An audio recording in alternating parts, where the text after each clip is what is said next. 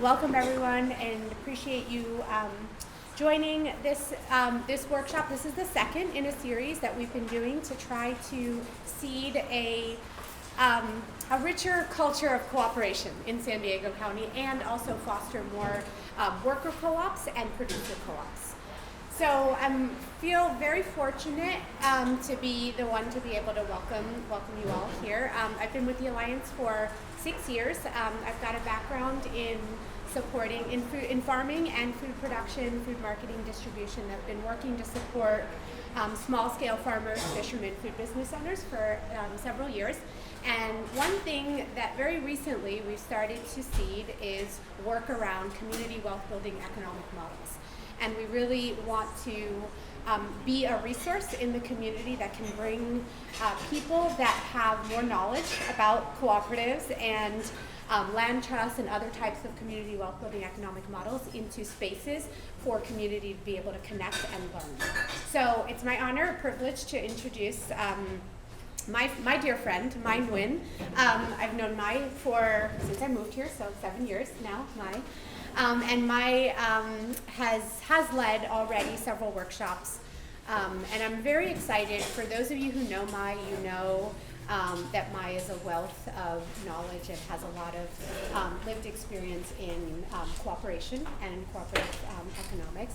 And I feel that you are all in for a treat, and I imagine that everyone will be, even those that have been here many times. I see those that have been coming to Mai's workshops for a while. I think no matter where you're starting, I think that you'll walk away with some inspiration or something to take with you to your own lives and communities. So with that, I'll pass it over to Mai Nguyen to introduce themselves and get us going. One more thing, housekeeping, you all be comfortable. This is a space where get up if you need to, stretch, do what you need to. There are 2 restrooms, there's food. We'll go from 9:30 to noon, and then we'll have a 1-hour lunch break. So a lot of space for networking. Lunch will be catered by another dear friend, which we'll introduce maybe at that time when Christina gets here. And then we'll go again from 1 until 3. So that's the schedule for the day. But please be comfortable. Make yourselves, this is our collective home here at Cafe X. And thank you to Cynthia and Kia. They are not present in the room, and team for nurturing such a beautiful space here for us to be able to talk about co-ops. Cafe X is a worker co-op also, so it's really nice to have that. Okay, Mai. Thank you, Sona. Yes. Thank you for that very kind introduction. But yeah, thank you all for being here today, committing your whole waking hours of Thursday, basically, to being here. And our goal for this workshop, so clarifying and distinguishing between this one and the series that we've been doing, for this workshop, our goal is to understand the definition, structure, and startup process for an agricultural producer cooperative. Okay. That's our goal. And that's only 3 things. Seems like not very much for 6 hours, but it is pretty substantive. And I also saw from many of your registration comments and interests that people wanted to hear more about co-op history too. Why cooperatives? Where are they? And do they really work? So I also wanted to spend time on that. So that's our goal for today. And for those of you who are interested in worker cooperatives, that was the session last time. And a worker cooperative where the workers in a business own the business. That is recorded and is available through the Food Systems Alliance website. And if you're interested in an introduction to cooperatives more broadly, there's a recording from October of that workshop too. Right. So today it's going to be about agricultural producer workshops, co-ops. And so the first part, before lunch, we're going to talk about or get into the history and definition of a co-op. So we all step away with a common understanding of what a co-op is. And then in the portion after lunch, we'll dig into the structure of a cooperative, the startup process, what you need to know once you want to get it building. All right, So why am I the person leading this workshop? Why have I been invited so many times? And actually, I was just reflecting with Avery over here. He asked me how long I've been farming. So one, I am a farmer, and I have owned my business for 10 years. As of this November, will be my 10-year farm business anniversary. I know it's feels like a big feat to have survived this long, and still have all of my appendages too.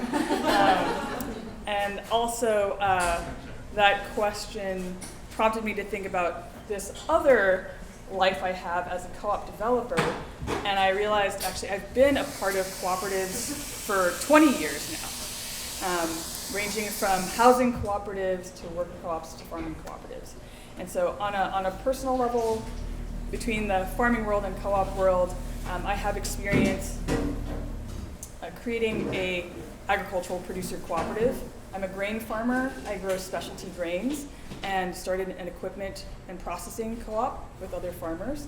And then as a co-op developer, I specialize in farming, agricultural and agricultural worker cooperatives. And so in the realm of agricultural worker cooperatives, I helped start the first worker cooperative farms in California.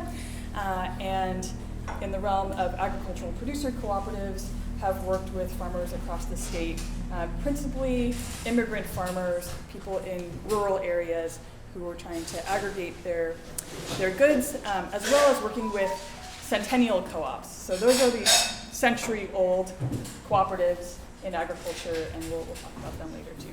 So my range of experience is between the startups and also these very long-standing cooperatives. And so I hope that I can answer a lot of your questions, or at least point you to other people who might be able to better answer your questions as someone who's just very much nested in the co-op movement.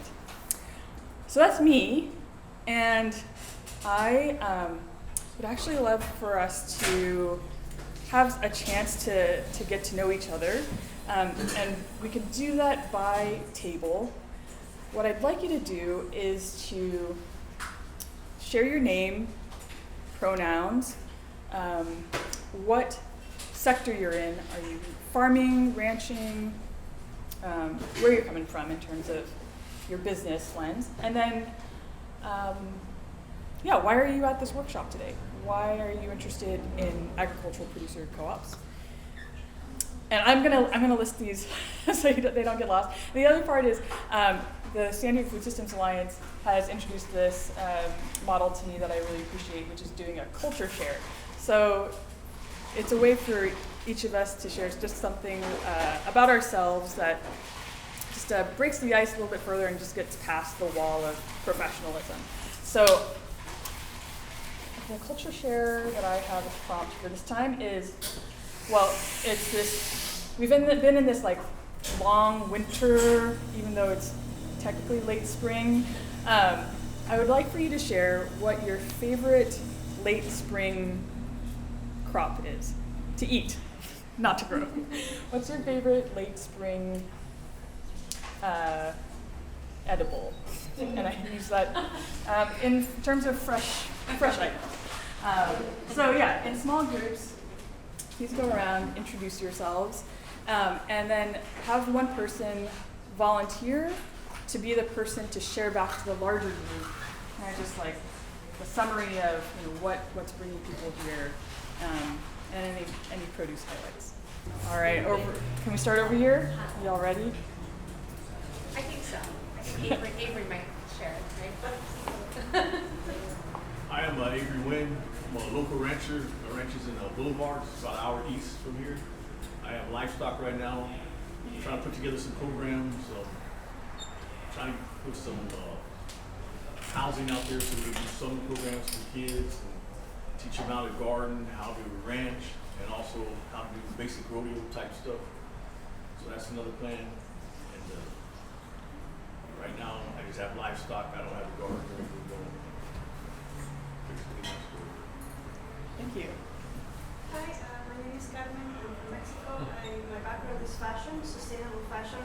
Back in the day, 25 years ago, I I will be speaking at the Mai Nguyen Museum in Balboa about indigo and sustainability. They will hold an exhibition in November with indigo gold, if you would like it, because natural dyes are connected to earth. And my goal is to work with children and nature. I want to switch careers and not feel guilty about things in the news.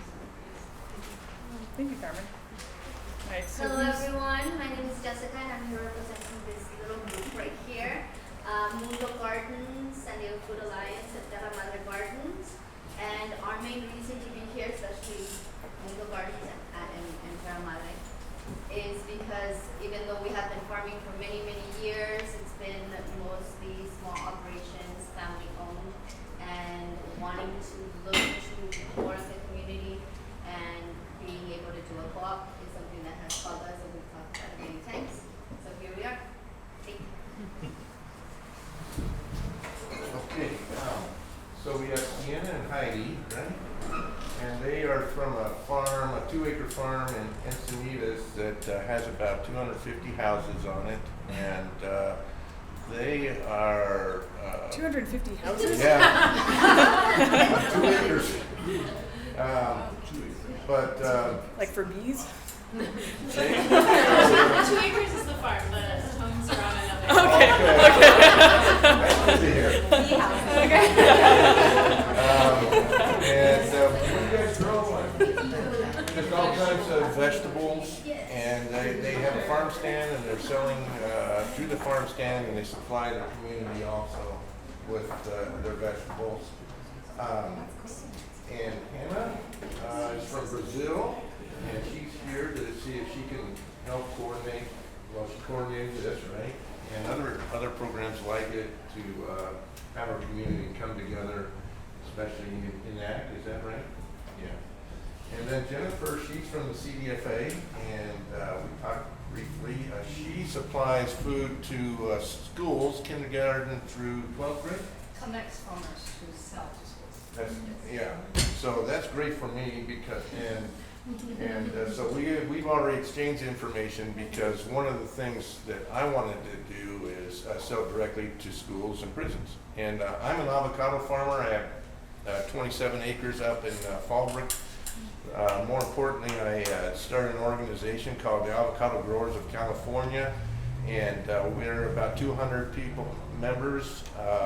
We are trying to get a lot of the small farms together as one voice and try and stay sustainable. The avocados that we produce are only 15% of what this nation consumes. It used to be that we produce 85%, but with the influx of import fruit, we can't compete. A lot of farms have gone down, and so we're trying to find ways to become sustainable by differentiating our fruit, go hyper-local, sell our fruit here in San Diego, let everybody know that it's fresher, it's sustainably farmed, and ethically sourced, big one, ethically sourced, because in Mexico, a lot of the fruit is not.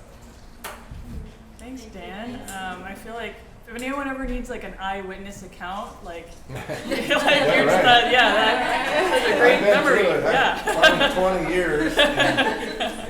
The year after I started, they opened fruit from Mexico, and so I've seen the profits go down. Oh, Because yes. The price is pretty much the same, but the costs have gone way up. Yeah, I think both in terms of your knowledge of the history of avocado production and also just like your recall for everyone in your group. Thanks, Dan. Okay. And then just a quick question: the Avocado Growers of California, are you incorporated? Yes, And we what- incorporated last December, Okay. and I can share if you want to write it down, our website is avogc.com. Okay. And what did you incorporate as? A 501c5, I think. Okay. Yeah. Yeah. All right. Thank you. Hi, my name is Haley. I work at SNS Friendly Ranch with Desai here, and I also work at UCSD and I do research there. Personally, I'm here today because we're working on business models at the ranch, but also I'm really interested in cooperative models So I'm really excited to be here. And then this is Desai, who's also really awesome. This is Angelina. Angelina also works at UCSD. Do you want to add anything about UCSD or do you as well? Know that I'm really interested in non-traditional business models. I have a background in business, but I'm a researcher at UC San Diego, and I'm happy to be here and meet all of you. Yes, we also work together. And then this is Richard and this is Kathleen. They work at Water Urban Agricultural Farm in LA County. And do you guys want to say anything about yourself? They're very fantastic as well. Cool. They have an elderberry tree that they like. And this is Karen, who works at I Love to Glean, and it's a cleaning business, and they sound like they do really good work too. So, good take. Can I just say I came to your house on an urban farm tour in 2016 with Orange Fresh, and it was fabulous. And I remember the mulberries. You let us pick them. Yes. So You said elderberry, but she remembered. I was talking about elderberry last night. I got one of those too. Thank you. Yeah, I guess I can spoke first.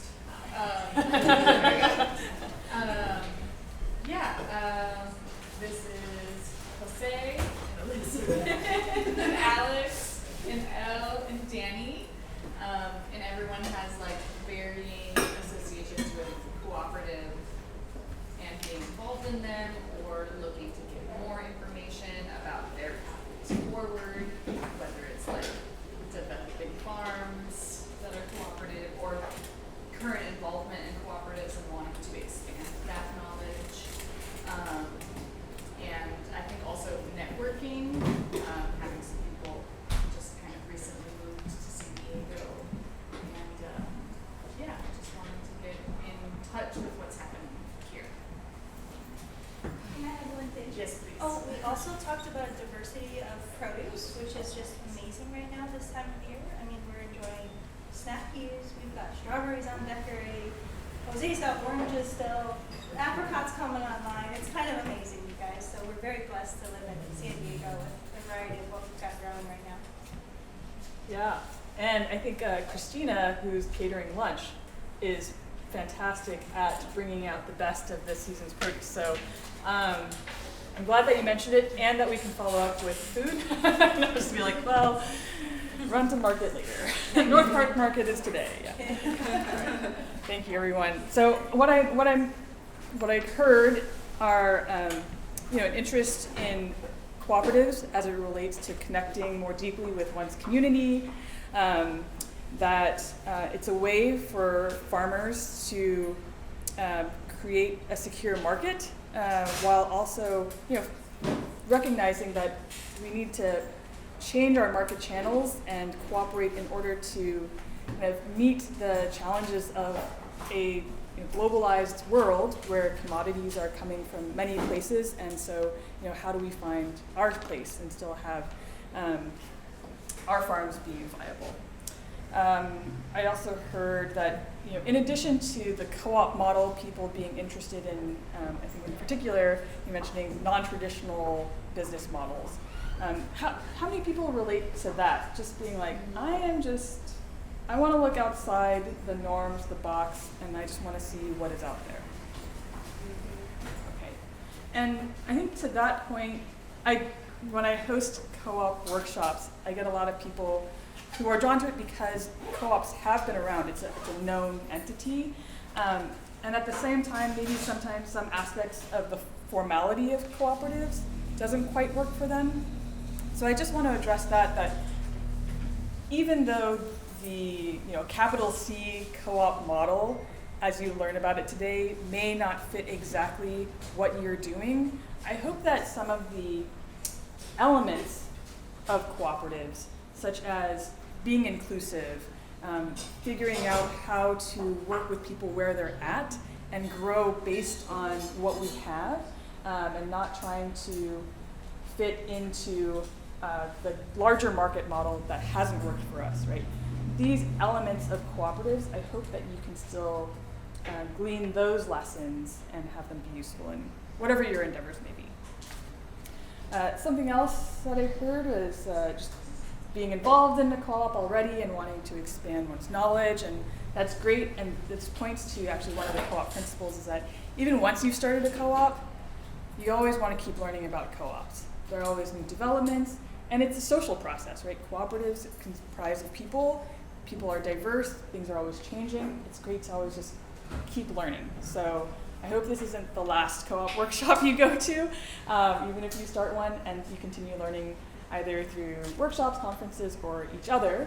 And I think to that last point, hearing that there's an interest in networking, and I think that's key to developing cooperatives, is creating just the co-op community, the co-op culture. And again, not necessarily capital C cooperatives, but just knowing that other people out there are trying something different, right? Trying something different from what is standard and figuring out how we can best meet our needs, have successful farms, and grow new farms as well. So that's what I heard, and I really hope that this workshop today covers all of those bases. All right, so I want to transition now to just sharing about this history of cooperatives in agriculture and in the U.S. And I'm curious for all of you, like, when you think of co-ops, do you think of it as something that is niche or something that's like pretty well established in the U.S.? I mean, well, I mean, the thing that you need to learn from any situation is don't move if someone asks a question. I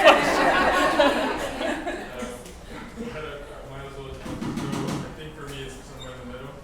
It's like moving out of a niche, but it's not well established. Yeah. Okay. Yeah. So feeling like it's a niche in transition, niche that's expanding. Okay. How about others? Well, I mean, there's nothing new about them. I mean, Sunkist was developed as a co-op in the avocado business. Colado, who is the #1 avocado producer, was a co-op. I think they're both. I don't know. Is Sunkist still a co-op? It is. Okay. But you don't see many of them anymore, I don't think. And I think that at least for the avocado industry, it could really help us. Yeah. But I think it is more a niche than common. Okay. So kind of in alignment with what Jose is saying, still niche. And when you say you don't see a lot of them anymore, do you mean co-ops in existence or new co-ops? You don't see a lot of new co-ops starting. Right. I see. I'm not aware of them. Yeah. It's hard. It's hard to start up, and just like any other business, to stand out in the face of so many other large companies already in existence. Yeah. Anyone else? Yeah. For me, what's coming up is that this reflects our indigenous culture and finding a way, because we are in a capitalist society, how do you find a way to maintain structure to be able to survive and thrive? But to me, it's not the niche, the nuance, it's going back to the way things were over 500 years ago. And when we're talking about looking at structures in the U.S., I think it also has value to look at how things are done, in the South and in other parts, to see what's working, because what happens here isn't necessarily the way. Yeah. Thank you so much. I feel like maybe I did not ask them to plant that as a transition to what is about to be said, but totally spot on. I think what you're saying, what I heard you say, is about how cooperation is ancient, right? It's a practice, an indigenous practice, a practice across many cultures. And I think also, I would argue, it's something that we do all the time together. It's something that we don't name because it's so normal. It's like the air that we breathe is to help each other, right? Like in your family, amongst friends, bringing food to someone, letting someone borrow your car, whatever, right? Like the acts of cooperation, I think, is it's not as prominent in our society as a thing that is named because it is something that we live every day. So I think it is important for us to name our acts of cooperation so we can say, actually, when we are trying to find different ways of doing things, we're actually already doing it, right? So throughout our history, and like what you're saying is with more formal examples, like in the South, I mean, that is certainly a bastion of more formidable and just powerful cooperatives. And so I do want to start there.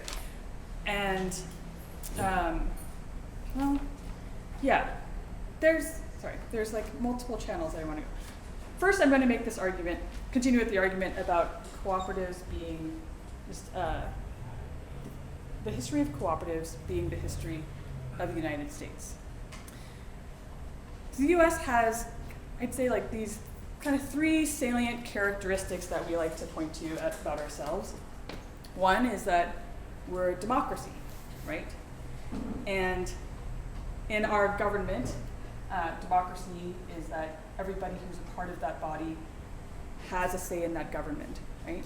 And that process has been an uneven, imperfect, still yet to be fulfilled process, right? But it's through our community cooperation that we are actually we're living our democratic ideals already every day.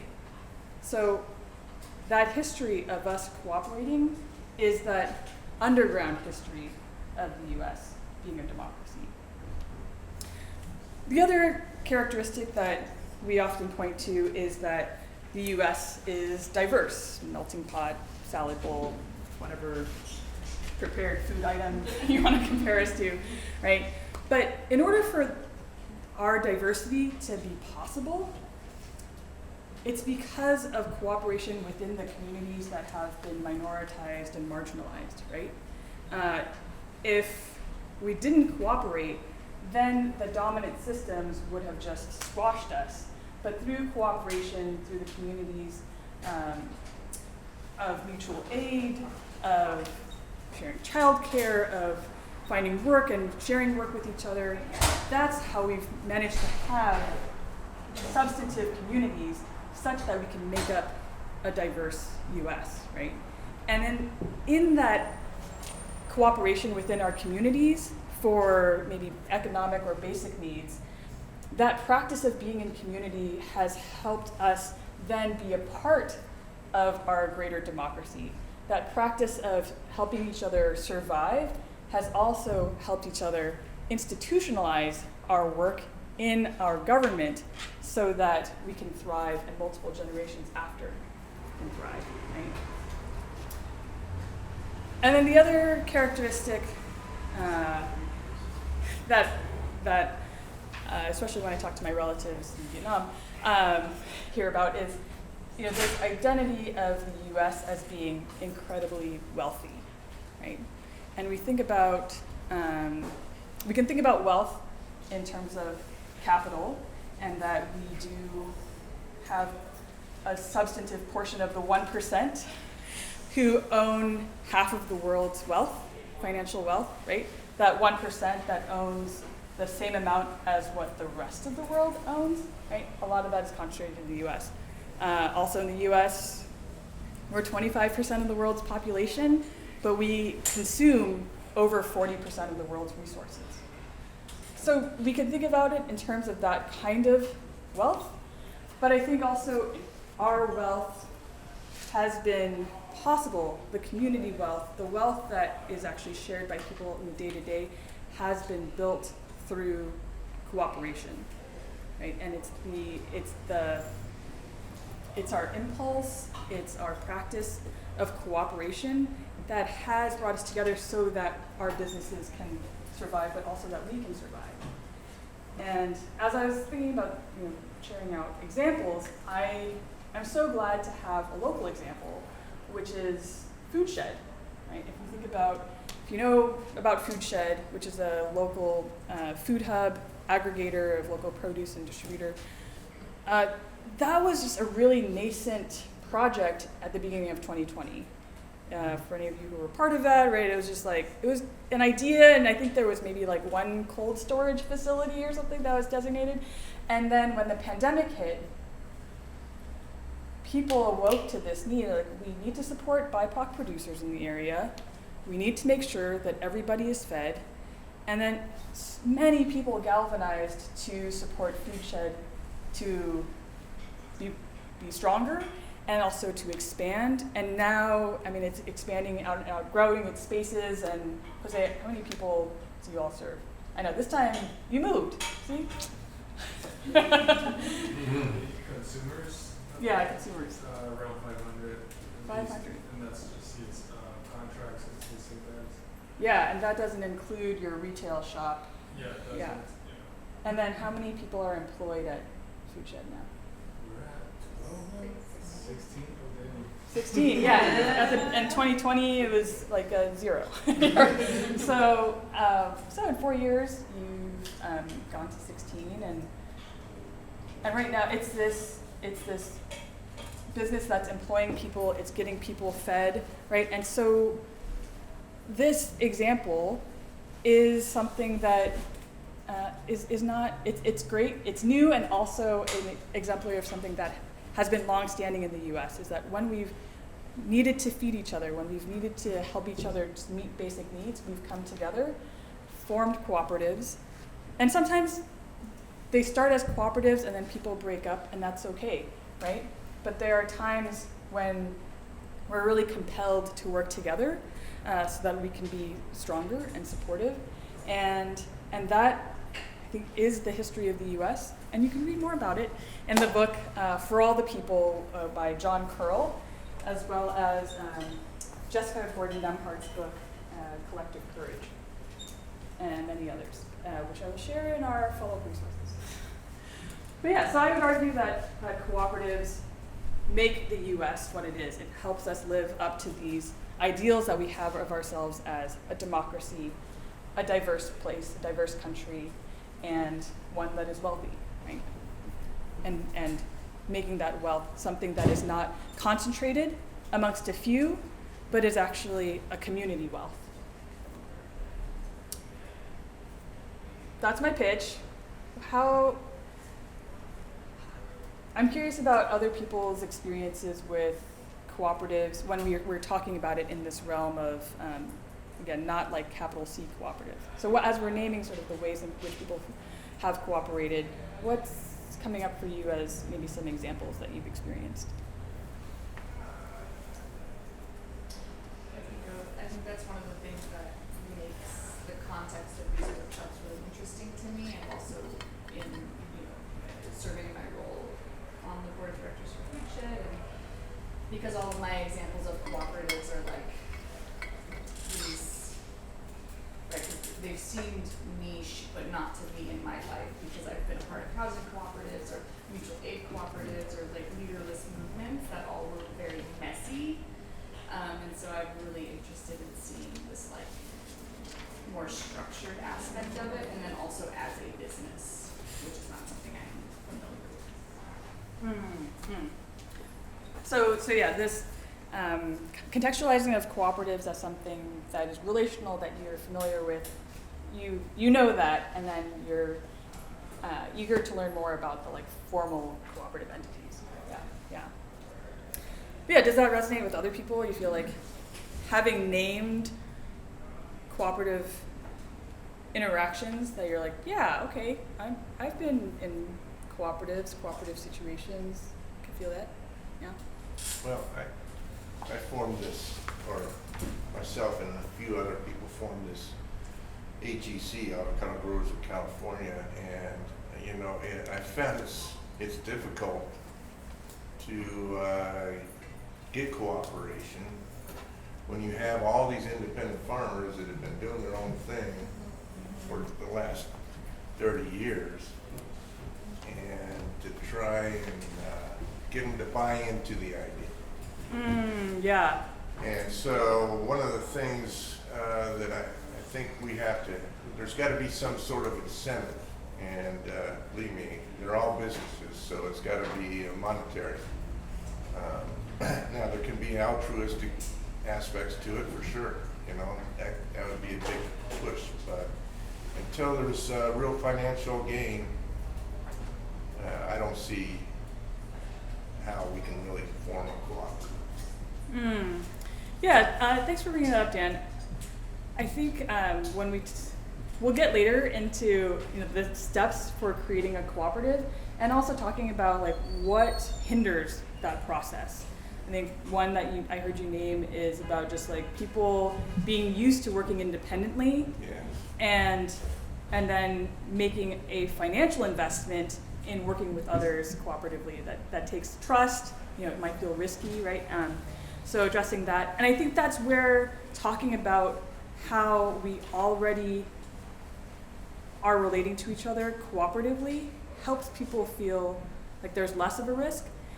And at the same time, we do need to talk about what you're saying, like maybe the financial incentives, or talking about how that translates into real tangible business changes and benefits for them, right? And so I definitely want to talk about that, and yeah, other things that have hindered co-op development, and that can be overcome. But yeah, we can talk about like what some of those tactics are.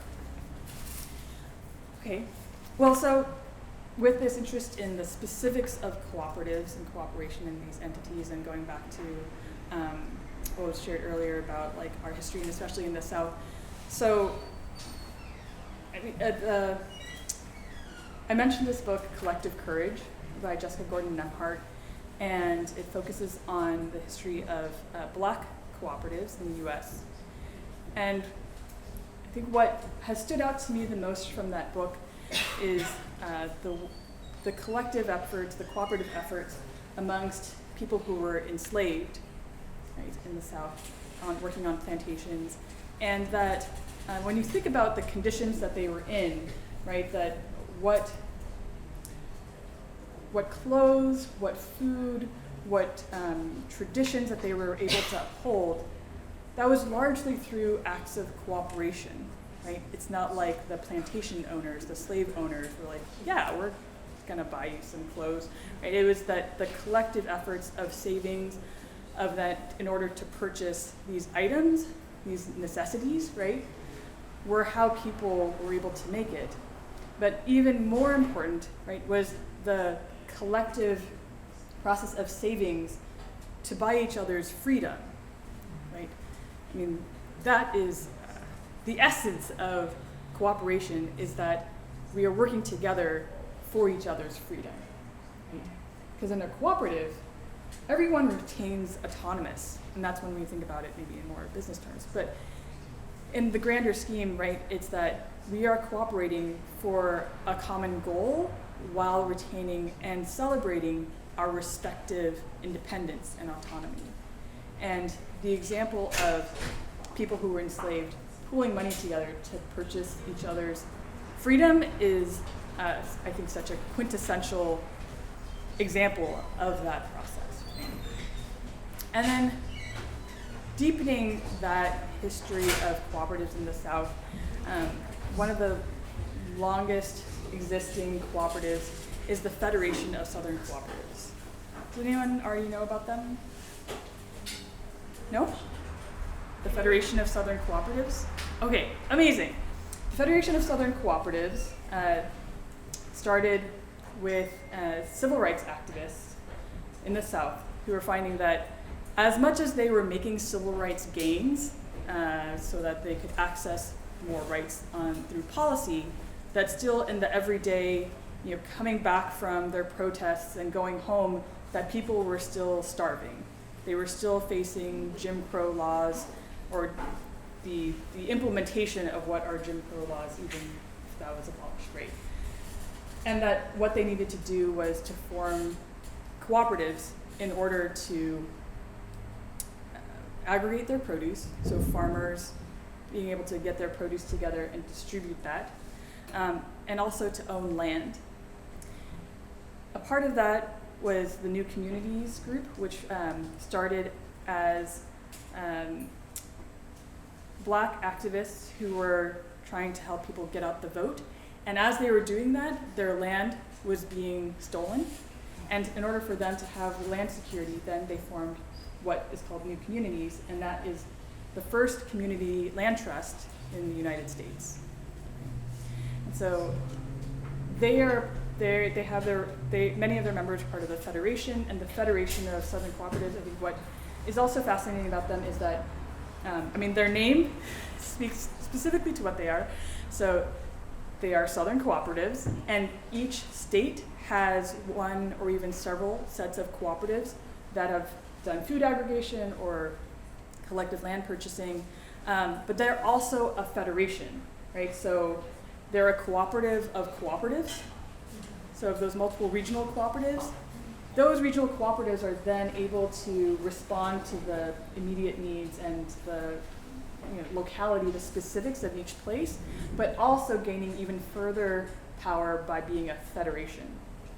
And the Federation of Southern Cooperatives has done this beautiful job of continuing to work in the realm of this economic cooperatives, or cooperative economics, right, to meet everyday needs, and using those experiences to inform policy, right, and practicing cooperation and democracy, right, in policy, such that when we talk about any federal program that sets aside resources for farmers of color, for women, for veterans, it is thanks to the Federation and their advocacy and their mentorship of other groups across the country, such as the National Latino Farmers Association and the development of Rural Coalition. All these groups have then been able to band together almost like a federation, right, in order to push for a policy change on the federal level, such that so many of us have been able to benefit from our federal government actually finally recognizing and resourcing people of color, farmers of color. So the Federation, they're over 50 years old now, and I highly recommend looking at their 50th anniversary book if you'd like to get a better understanding of what it looks like to organize at the community level for economic democracy, as well as to make our political gains, so that, again, we can institutionalize our grassroots efforts so that future generations like ours, can benefit from that work. Okay? And I think it's also really impressive that they have mentored so many of their youth who've gone on to work at the FSA, USDA, and been on the inside to really push for that equitable change in our farm policies, right? Again, that have impacted not just people of color, but have benefited women, veterans, and just opened the door for many more people.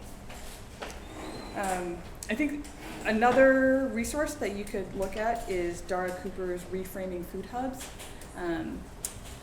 It's a set of interviews and a great synthesis of understanding the roles of Black farmers in shaping agriculture and this food hub model, and also producer cooperatives.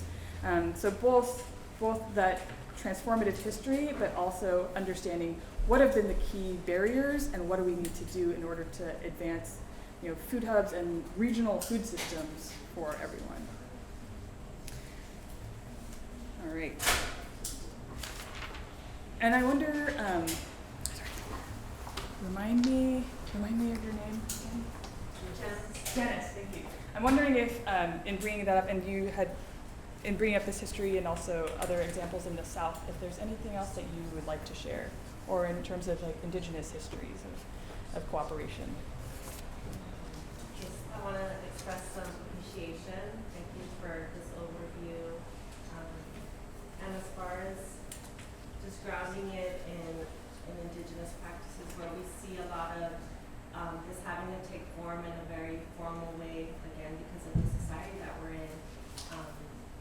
I just really want to name it, right? Name what's there, name what's resonating, and take the best of it. Yeah, thanks. Thank you. And yeah, it's I do find it unfortunate. It's just like that. It is it's such a rich history, and by not having named it, we're kind of losing out on the tools that we have, right? To be able to say like, hey, this is how it's been done. So again, hoping that by naming it, you're able to identify it in your own lives, so that that's something that you can reference within your own practice, but then also with others. So just to keep us on time, I'm gonna maybe just rush through some of the other examples, but wanting to name in particular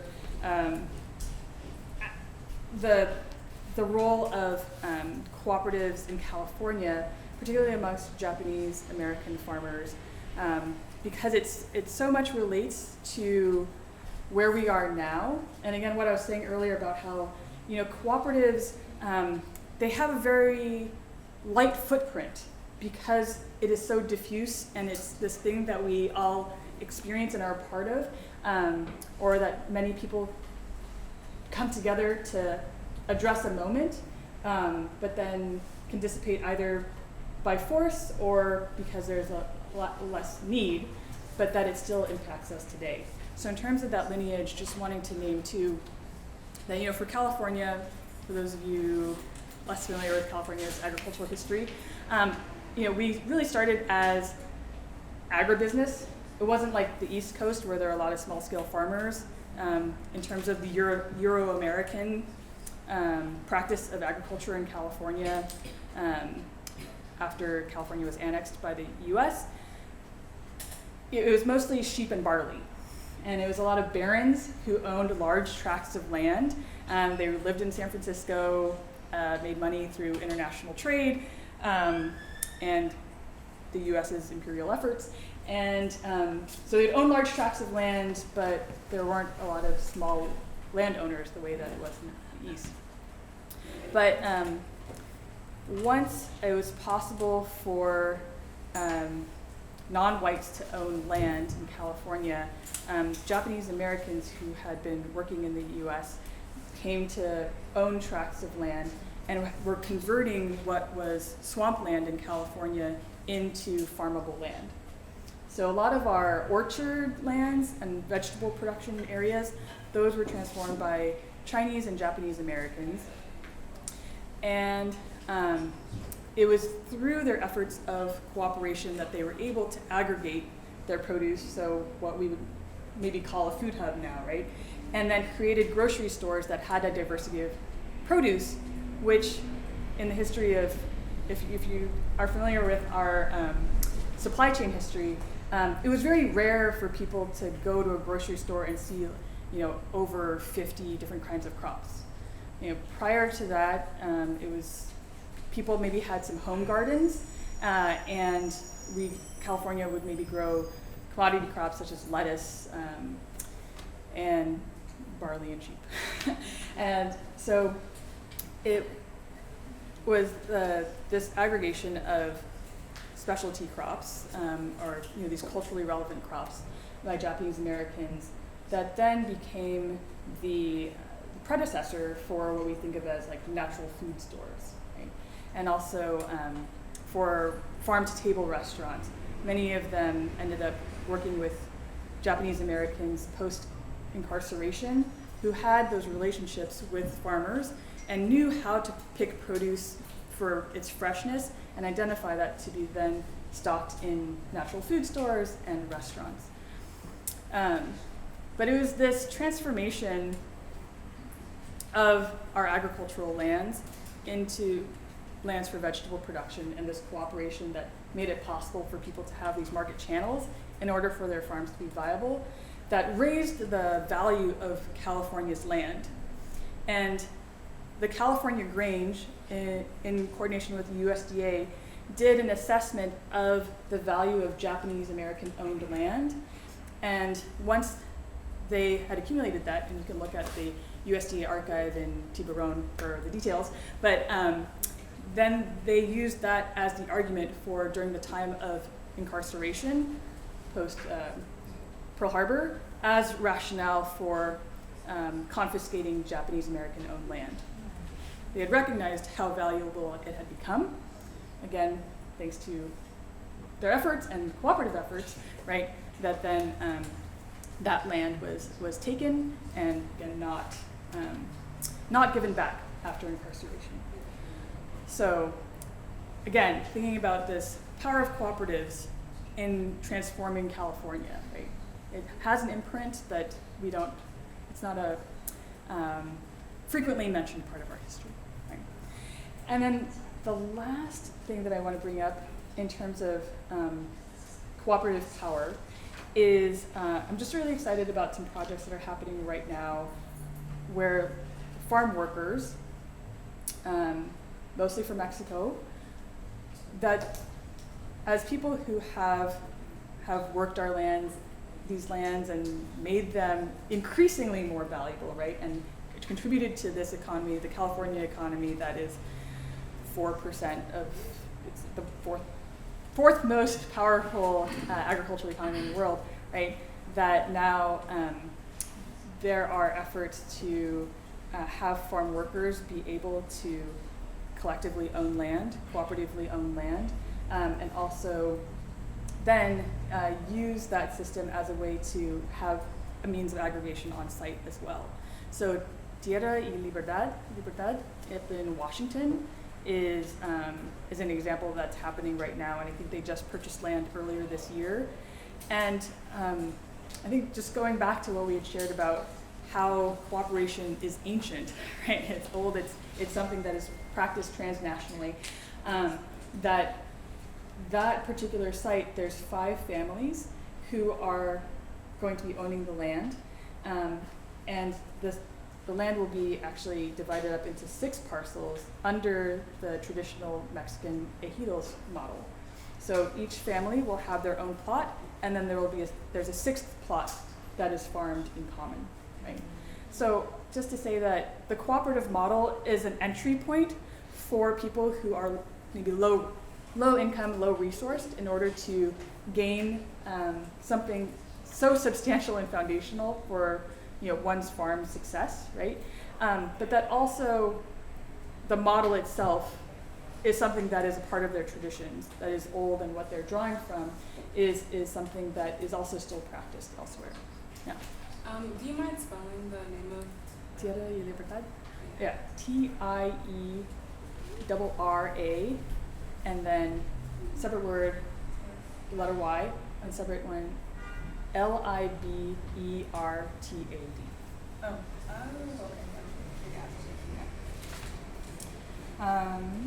Yeah, so in terms of that history, I recommend getting into, there's Eating Asian America, which is a collection of essays, if you want to understand more about the role of Asian Americans and cooperatives in the development of the U.S. food economy. And then I think Civil Eats and Yes magazine are really great resources for what's happening with the most current kind of work on collective land ownership, especially for farm workers. And I will also mention, I had started an organization called Minnow, where we worked to secure farmland tenure for California's farmers of color while also advancing indigenous sovereignty.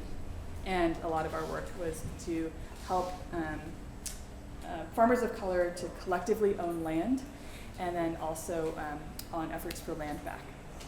So Minnow is also a resource. Okay, so that's my attempt at a brief history of cooperatives in the US, and to convey that, again, it's happening, it can feel niche, but it's really, it's alive, and it's old, it's alive, and we're growing it. So rest assured, you'll be fine. You have company. All right. Okay. Well, with that, I think it's time for a good old stretch break, maybe. Feels like the air has stopped moving. We've breathed enough. So yeah, maybe we'll open up some doors and have a stretch break for 5 minutes. So we'll get us to 10:50, and we'll get into structure. If you can hear me, clap once. If you can hear me, clap twice. If you can hear me, clap Clap 4 times. Still, yeah. How many claps does it take to get to the center of our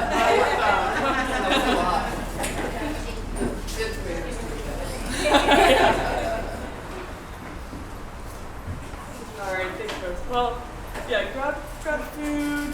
I would, actually, if you don't mind, I'd like to lead us in a stretch because we'll be sitting for a lot longer again.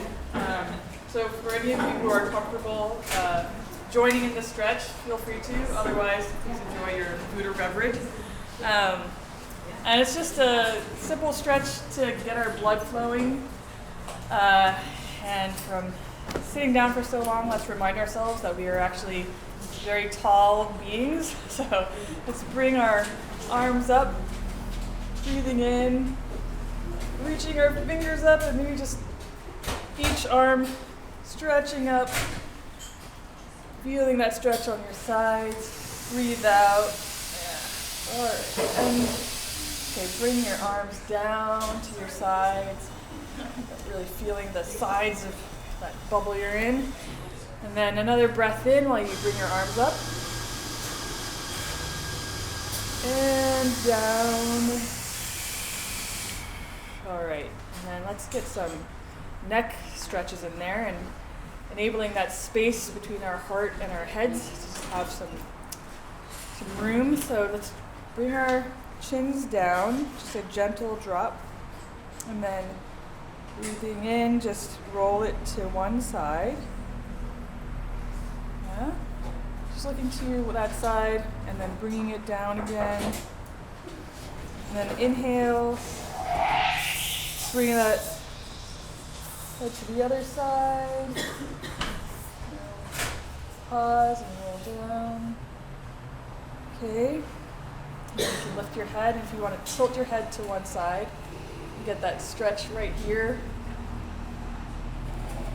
Mine is very stuck. And then bring your head to the other side and stretch on the other side. You can massage in there if you'd like. Loosen things up.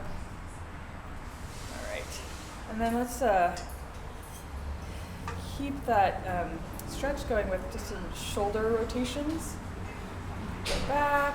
And bring it forward. Okay. And then let's bring our arms out to open up our chest. Breathe in.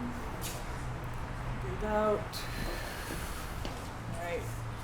And for any of you who are comfortable doing a forward bend, you can just do a gentle one where we're dropping one spine at a time. It's a roll down from our neck. Rolling down, each spine at a time. Rolling, rolling, rolling. And then stop whenever it feels comfortable and just let your arms hang.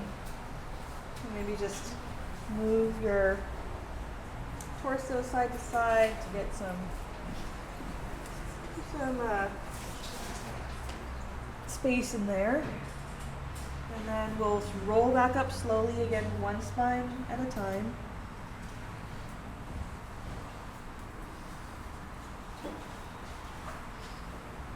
Okay. And if you'd like to brace yourself, let's do a quick ankle stretch.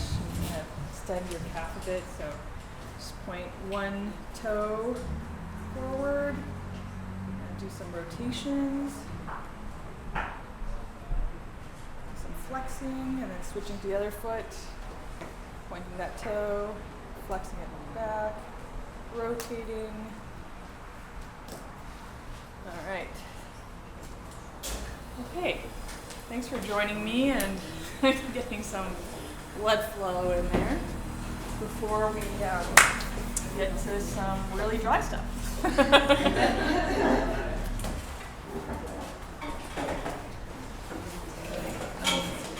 So this is the part where I get to access the knowledge, the memory of those who've been to previous workshops. We're gonna review the definition of a cooperative, right? And in reviewing that definition, the purpose is that we're all on the same page, because when we look up cooperatives, or how many of you looked up what a co-op is before you came to this workshop? Dan, yeah. Do you remember what came up? Oh boy. Testing that memory. Group of individual members cooperating to get benefit for the members, basically. Yeah, and that's the premise of this more specific definition we'll get into. But otherwise, like, so there's the definition that we're going to use so that you can understand that when you're trying to form a formal cooperative, right? And this is different than the IRS definition. The IRS doesn't really provide you a definition. It's a form of taxation, and for agricultural producer co-ops, there is a tax code for agricultural producer cooperatives. And then within the state of California, there are requirements, but it doesn't necessarily provide a definition. Right? So what I want to do is for us to get on the same page with the definition, so when you're talking to other people who you might want to have be a part of your cooperative, or just explaining what you're trying to do, that you have something fairly succinct to work from. I think I forgot, it's for profit, to spread profit among the members too. I think, isn't that the distinctive thing? Because what I have is a 503c5, which is benefit for, it's a member benefit, but it's not profit. Yes, yeah. So it's a good point, and we'll get deeper into that later. But essentially, when we're talking about formal cooperatives, we're talking about for-profit business. And people can have nonprofits that are structured like a cooperative. So that organization I mentioned earlier, Minnow, that's a nonprofit. It is structured like a worker cooperative, right? So going back to what I had said earlier, it was just like whatever you might do in terms of your formal entity choice, there are still aspects of cooperatives that can be used.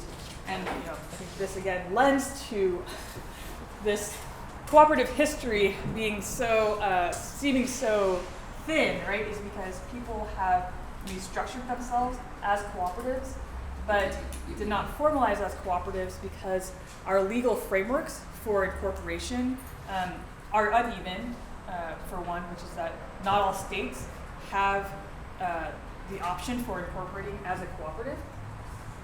And then also that some of the requirements that cooperatives have are barriers for people to incorporating as that kind of entity. So we'll talk about that more later. But just to point out that, again, just because if you're looking up co-op businesses and you don't see as many as you think you would, it might just be because they incorporated as something else but are still practicing the cooperative governance. Okay, so back to this point about co-ops being for profits, they're businesses. So, May and Jose. Well, Elizabeth, you're kind of off the hook because the last workshop I presented a modified definition, so yeah, you're off the hook. Let me bring my notes for last time. yeah. Or Kathleen, yeah. But so, if you'll recall, what is the definition of a cooperative as we'll use it in this forum? Democratically owned business that provides a product or service at cost to its members. Yeah. Good job. All right. Yes, I'm actually going to write it up. So,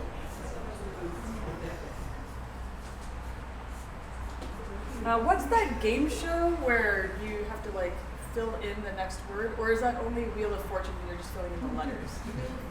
Oh, Wheel of Fortune is just letters. Okay. Or is it Wordle? Is that the game? Mm-hmm. Okay, so there's. But we're not going to Mad Lib it, okay? So no random words. Okay, so the definition of cooperative is it is a Jose? Democratically owned business. Democratically. Oh wait, just let me just. I'm not that fast. Democratically owned. Okay, I'll just start. I'm gonna break down one at a time. Democratically owned. So that in the co-op, each member has one vote. Okay? It doesn't matter how much you've contributed. One member, one vote. If you're a member, you have one vote.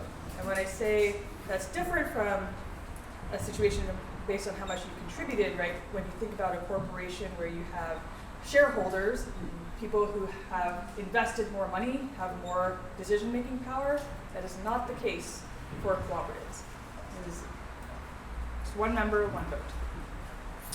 And how that is structured, we'll get into that later. Worker cooperatives, for example, are horizontal, and actually, I'll just get to that. Democratically owned, we'll leave that. Did I say Business. business? Democratically owned business.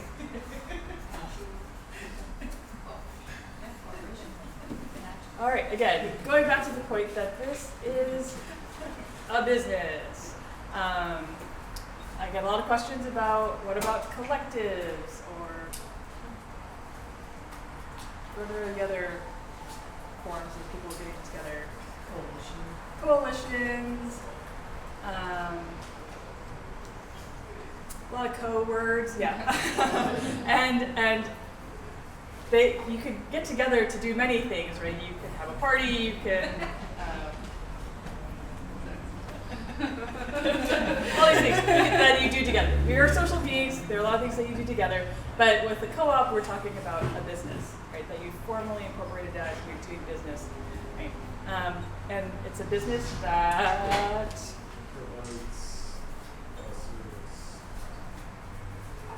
provides a service. Okay, and I'm going to emphasize here a service. You just need one.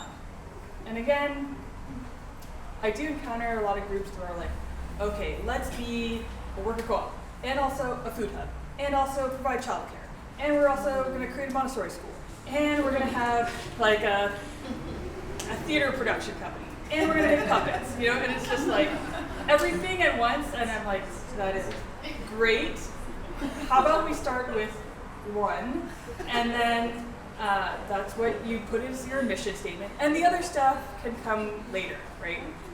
Or can be more informal, but is your recruitment strategy that you need someone to be on board with the whole lifestyle that you want to live and like the utopian commune, or for now, like, are you just having this business that you're coming together for at least this one thing? And so, at least in its most basic form for a cooperative, we're starting with a service. The service could also be a product, and you know, there are purchasing cooperatives, right? So the members are their services that they're receiving a product. So service is broadly defined here. Okay. And worker co-ops providing a workplace experience. So a democratically owned business that provides a service for whom? Service at cost for its members. Okay. I started writing before I got you, Jose, so I'm going to start with its members. So again, this is a business that's serving its members. It's not serving investors, other stakeholders, other people outside of that membership. That membership, you know, might want to support its community. Maybe the reason why they're getting together is so that they can better support their community, right? Thinking about what you had shared, Jessica, about like wanting to be in that relationship. And we'll get into the co-op principles and its relationships to community. But at its most fundamental form, it's a business that is comprised of members. Any questions there?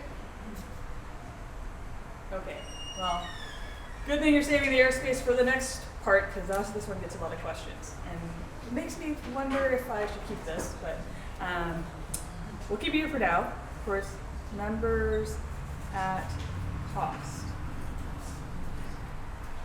All right. And I do want to shout out to my mentor, Luis Tierra, who presented to me the base of this definition. And that I too was like, what do you mean at cost? So, quiz time for those who were here before. What does the at cost part mean for cooperative? Why not to?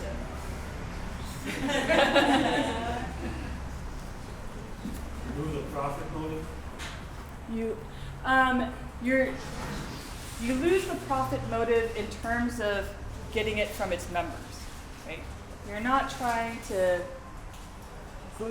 develop the cooperative's profits from like squeezing out your members, basically. I mean, it's my riff on what you just said. Does that prompt any others? What does it mean at cost? Also, have you been able to hear me? Sorry, we opened the doors for airflow, but I've been standing over there, so.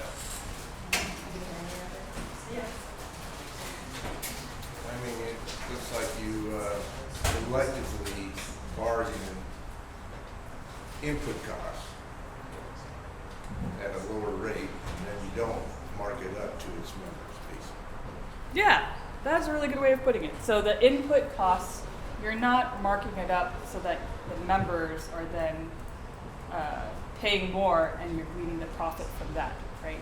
So for like a consumer cooperative, like OB People's Food Co-op or REI, right? Those are consumer co-ops, and so they're buying their goods and then selling it at the price that they need to in order to make their costs, but they're not getting the profits from the membership. Ken wants to stay down there. And so in sum, right, this is, so you have co-ops are a democratically owned business that provides a service for its members at cost. Does anyone have any questions about the overall definition or any of the parts?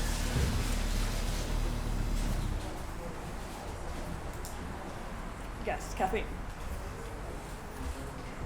I remember the other parts, but not the at cost. Just, I guess, wondering, and maybe this is the point of the workshop today, is if you don't have any extras, how are you able to sustain the business? Does it seem like at cost covers? So there's two, I think maybe some things to differentiate. One is there's the input costs for the membership, right? And then there's the products that the co-op, as a collective of members, the co-op is selling. That is not necessarily at cost, right? So like for a producer cooperative, the producers are maybe paying for the warehouse that they're aggregating their stuff in, and they're paying employees fairly, ethically, right? And then when they sell the product to people who are not members, right? Because say Sunkist, for example, is a producer co-op, so that all those oranges were brought together, and then when they sell it, they have a profit margin, and that profit goes to the So co-op. the membership is the crux of this style. Yes. Yes. Yeah. Thank you for your question. All right. Okay. So let's say the definition without looking at this. All right. So a co-op is a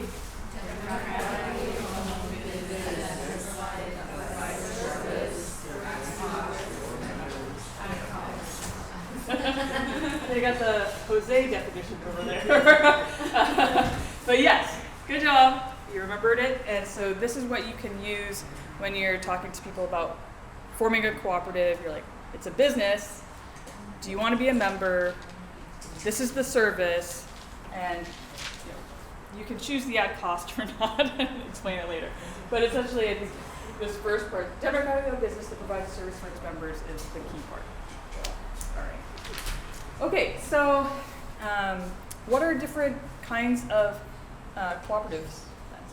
So now that we have this as a baseline, yeah. Sorry, I just kind of had a question. Yeah.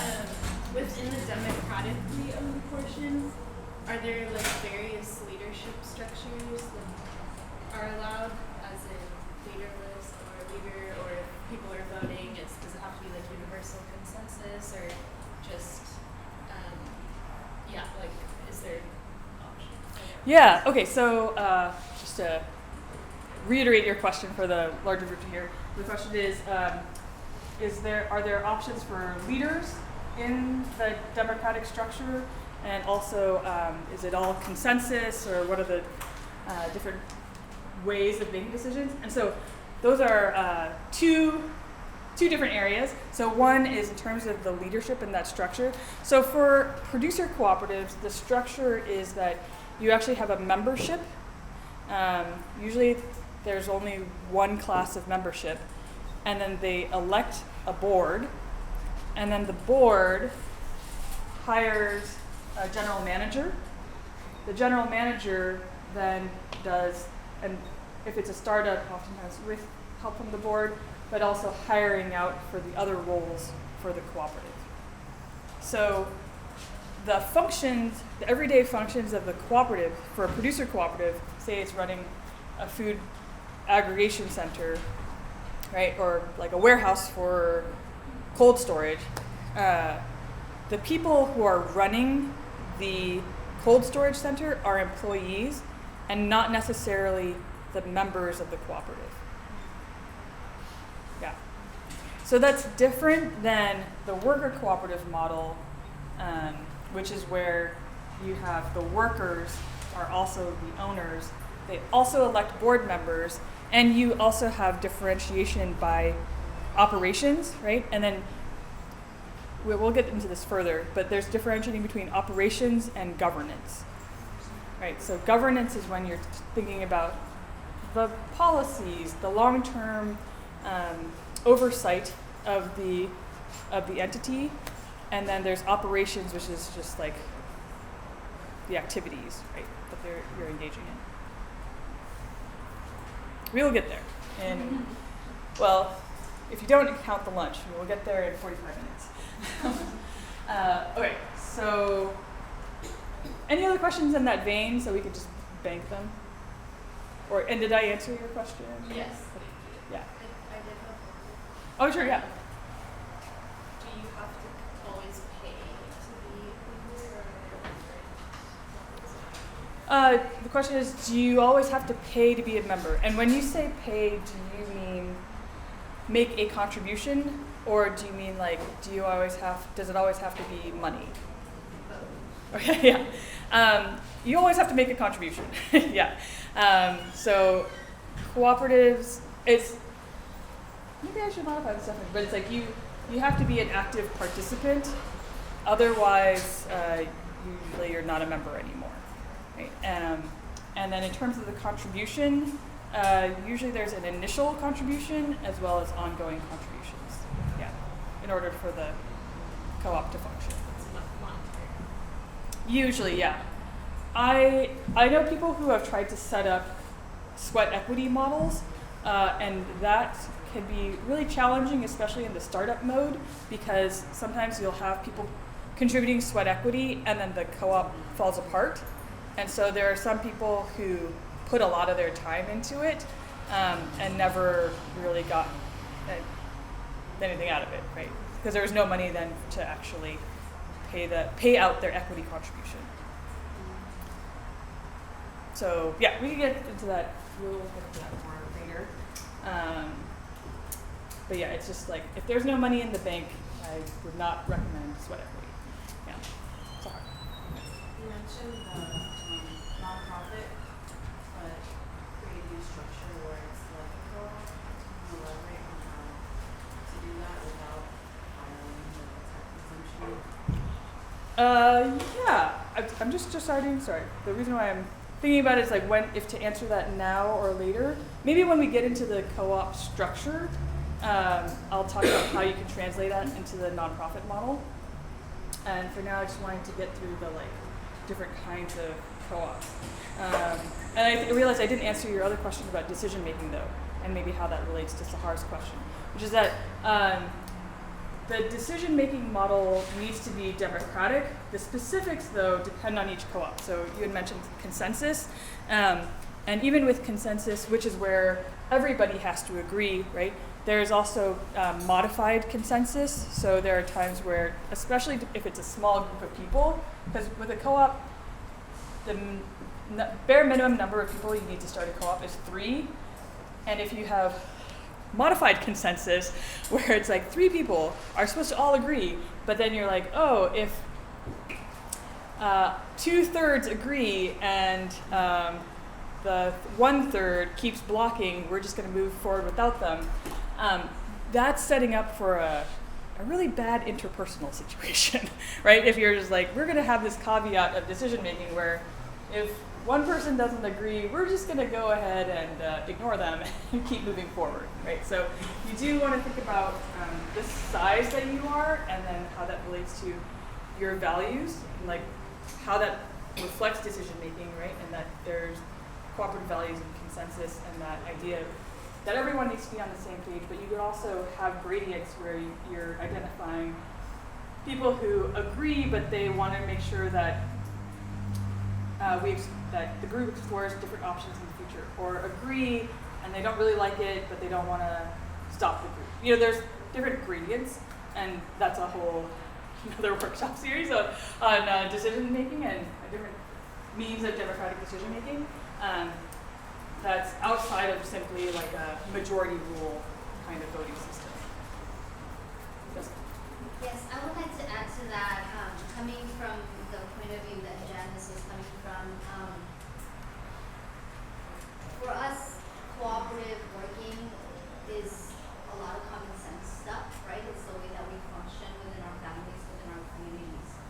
Institutionalizing that model is what becomes hard for us because then we have to fit under all of these rules. Now, one of the things that comes up a lot for me in governance is that within that common sense that we operate under, there is an understanding on elders and the value of the voice of the elders being higher than somebody that's just learning the practices. The weight of somebody that has dedicated to the business, the concept, more years than somebody that's just coming in. The person that envisioned it and put it into practice and made it happen, right? So trying to structure something that, you know, Janice and I talk about this a lot, things that shouldn't even be spoken because there is an understanding of, oh, this person has put so much work into it, so therefore it should have more weight than somebody that's just coming in newly into the project. I think that that's something that we need to bridge in a way in which we can embrace and learn from the cultures that have been doing this for a long time, and how do we institutionalize this without, and the word powers might not be the right one, but how to not, you know, and I don't remember the gentleman's name right here in front of me. Dan. Dan, I'm sure that he understands this very well, because you put so many years into the industry and into the business, into your vision, and to see, you know, somebody come in and not understand fully and have the same weight in the word that, you know, somebody who's been there for years has, is something that we really need to be able to bridge in a better way. Yeah. Thank you, Jessica, for bringing it up. Because I think did you all hear what she said? Yeah. I think what co-ops really have challenges reconciling with is uneven power that is social, right? Like we could say one member, one vote, but then when you're in the discussions or when you do vote and you're like, I know that elder really doesn't want this, or that other person who has a lot of positive rapport with people and is like maybe more popular doesn't like this, right? There's the flip side to it. It's just like, how do we actually practice equality in these spaces when there are different cultural expectations or conventions that I think kind of like, again, the flip side of what you're saying too is like also when maybe there's a person who holds a lot of power and has that power through the combined like systems in our society, right? Of like prioritizing and often elevating the perspectives of like cisgendered men, right? Like those aspects also come out of like, how do you address those things up front in a way that everyone consents to, right?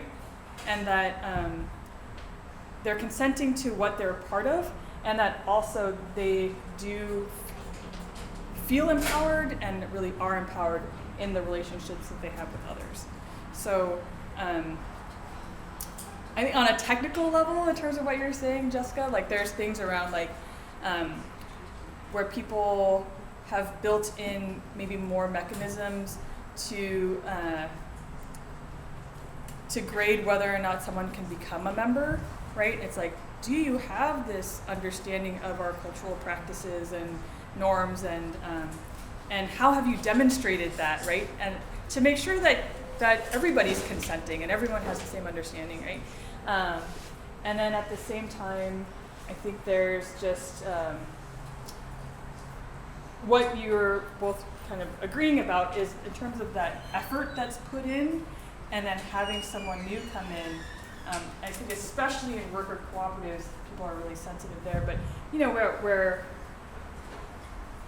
and I've experienced this too as a kind of a serial startup person, where it's just like, I put a lot of work into that, and then now there's this other person coming in and they're getting a salary based on all of the fundraising that I did when I was like nursing a 3-month-old baby, you know, it's just like, it feels like very uneven, right? I think those are things that are an active part of the conversation in cooperatives and any kind of business or any kind of work that you've done, like being a mom or something, right? It's just like, I put a lot into this, and you just come in and you eat your dinner and walk away from the table and didn't clean up, you know, like so yeah, those are things that we're like still figuring out in terms of how to recognize that in the business model, but also like interpersonally, right, and like honoring that.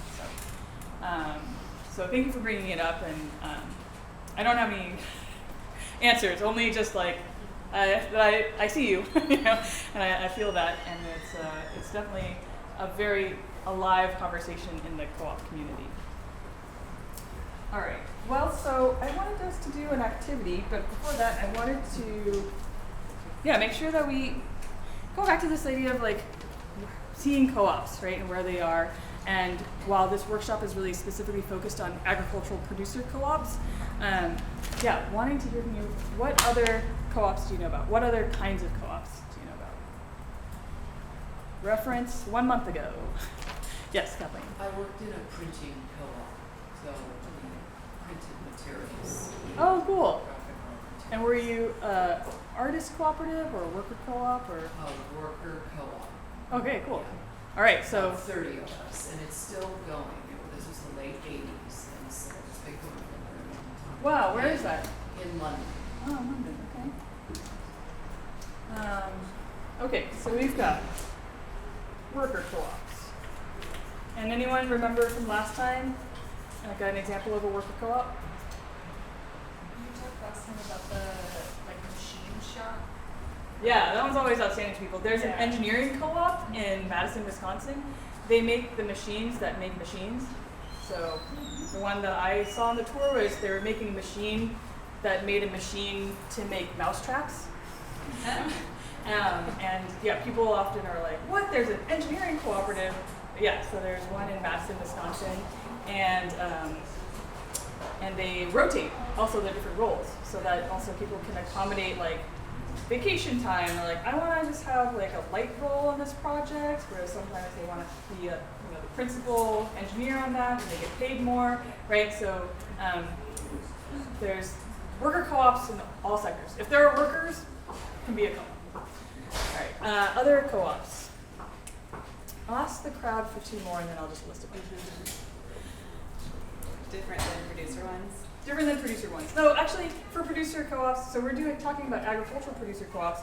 But there are other producer co-ops. So producer co-ops are cooperatives where the service for its members is that they are able to get the inputs that they need to produce something, right? So they're producing something. So what's an example of another producer cooperative? Is the bakery one? That was a worker co-op. Okay. But so other ones are artist cooperatives, oftentimes to share space. So it's often hard for artists to have a space to showcase their work. So artist cooperatives to share or own space, and also forestry cooperatives. They're prevalent in the Midwest. Right. So those are other producer cooperatives. There are, so I mentioned REI earlier. That's a consumer cooperative. So yeah, that's where the business is owned and managed by the people who consume the goods that are provided by the co-op. There are purchasing cooperatives. Mostly those are government or school entities where schools are trying to be able to purchase from maybe a series of vendors, so then they can distribute it to the school district, so getting a large amount. Jennifer, you maybe are. Yes, I've heard of them. Yeah. Yeah, so you might want to coordinate a producer co-op to get, or a purchasing cooperative for the grain. Okay, there's multi-stakeholder and hybrid. There's usually worker, by usually I mean there's like 2 in the state. They're very rare because it's hard from a legal standpoint to have a mix of a worker co-op and a producer co-op, because the workers are basically trying to maximize the profit from selling their goods, and then in the producer cooperative, they're trying to reduce the costs of the purchasing of goods. So they're very rare. That's what I just asked today. I said, wait, so you said a producer or worker co-op? And he said both. Yeah. He said explain. Yeah, it's the second. Yeah, it's the second one in the state that's still functioning. Yeah, the other one being Feed Sonoma. Let's see. There's platform cooperatives. So if you'll recall from those from last time, there's like a house cleaning cooperative in New York where it's comprised of 6 different cooperatives of people who clean homes, and then they also are a part of a platform cooperative, which is an app. So they democratically govern the company that runs the app that enables the user, like the consumer, the customer, to look up, when they could get someone to clean their house, and then it looks at the network and the availability of all the people in the 6 different cooperatives. Right. Yes. So would they be more of like a federation because they're multiple cooperatives? Yeah, and it's a federated model, so that's a good point. And then on top of that, because there's the app, so we distinguish it as the platform co-op. Because the federation, oftentimes, like the Federation of Southern Cooperatives, those are the different co-ops coming together for maybe governance and material coordination. But then there's this extra layer that this platform co-op is providing the service of the app to those members. Yeah. And then there's financial, so credit unions are cooperatives, and housing, usually called limited equity housing, are also cooperatives. Or you can all own a house together outside of the tenants in common model, but also there's housing cooperatives where there's multiple houses and a pool, at least for the one in Davis, and they own the land together. Yes? So workers' unions like Teamsters, those are not co-ops because they're not a business, correct? The distinction between unions and cooperatives is that the union is organizing sort of to interface, or oftentimes against, the boss, whereas a worker cooperative there is no boss, or you're all bosses. Yeah. No gods, no idols. Yeah. So, unions usually, like the union, there's actually a union co-op in Cincinnati. With that aside, other unions, they're still like the auto unions, right? They're still a part of a business, but it's the workers who are organizing so that they can bargain their. Just pure bargaining. No profit incentive as a business. The purpose of the union is not necessarily for, relating to the profit of the business. It's more for the workers' rights, and salaries and benefits. Yeah. Okay, so now you've got a sense of different kinds of co-ops. And what I want to do now is get into,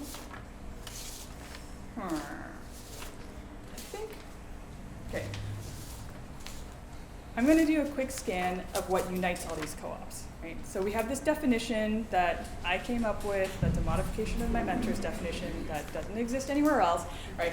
So there's that. But then we do have international co-op principles and values. I'm going to name them so that then we can transition to our activity before lunch. Okay, so I want to say that for what unites co-ops, there's values and principles. And I think it's worth taking the time to name them both, because this kind of breakdown and naming of these different components of shared areas of practice and thought, right, is something that you also want to do at the co-op level, right? So you can look at how it's been done on the large scale for the co-op movement, and then use that for thinking about when you want to develop your values and principles and how that will guide the goals, mission, policies, and agreements that you make. And I think last time, she's here. The owner of Cafe X was talking about and reinforcing this point that these values and principles are worth stating because that's the glue that keeps you together. Through all this business stuff, whatever technicalities happen, tensions might happen, by referring back to values and principles that you've created together, that's what's going to keep you together. Or help you recognize like it's time to part ways, and that's good. That's healthy, right? Okay, so values, self-help.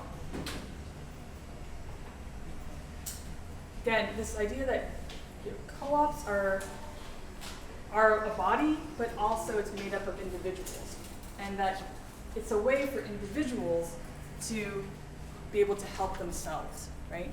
It's a reciprocal relationship. Right? You help the co-op helps you, and that's part of self-help. Right? Self-responsibility, and that's where I think it kind of relates back to what Jessica was bringing up. It's like you kind of have to own your own beliefs and recognize its relationship to the group's set of beliefs. And in that honest appraisal of where you're at, taking that responsibility, you can recognize how you can participate in the group or what areas you need to grow in. The value of democracy, right? So ensuring that you have the democratic structures, and doing deep democracy, right? The deep democracy of equity amongst ourselves, of recognizing the different systems of power that we live in our bodies, in our assumptions, right, in our relationships with other people. And so that works towards the value of equality.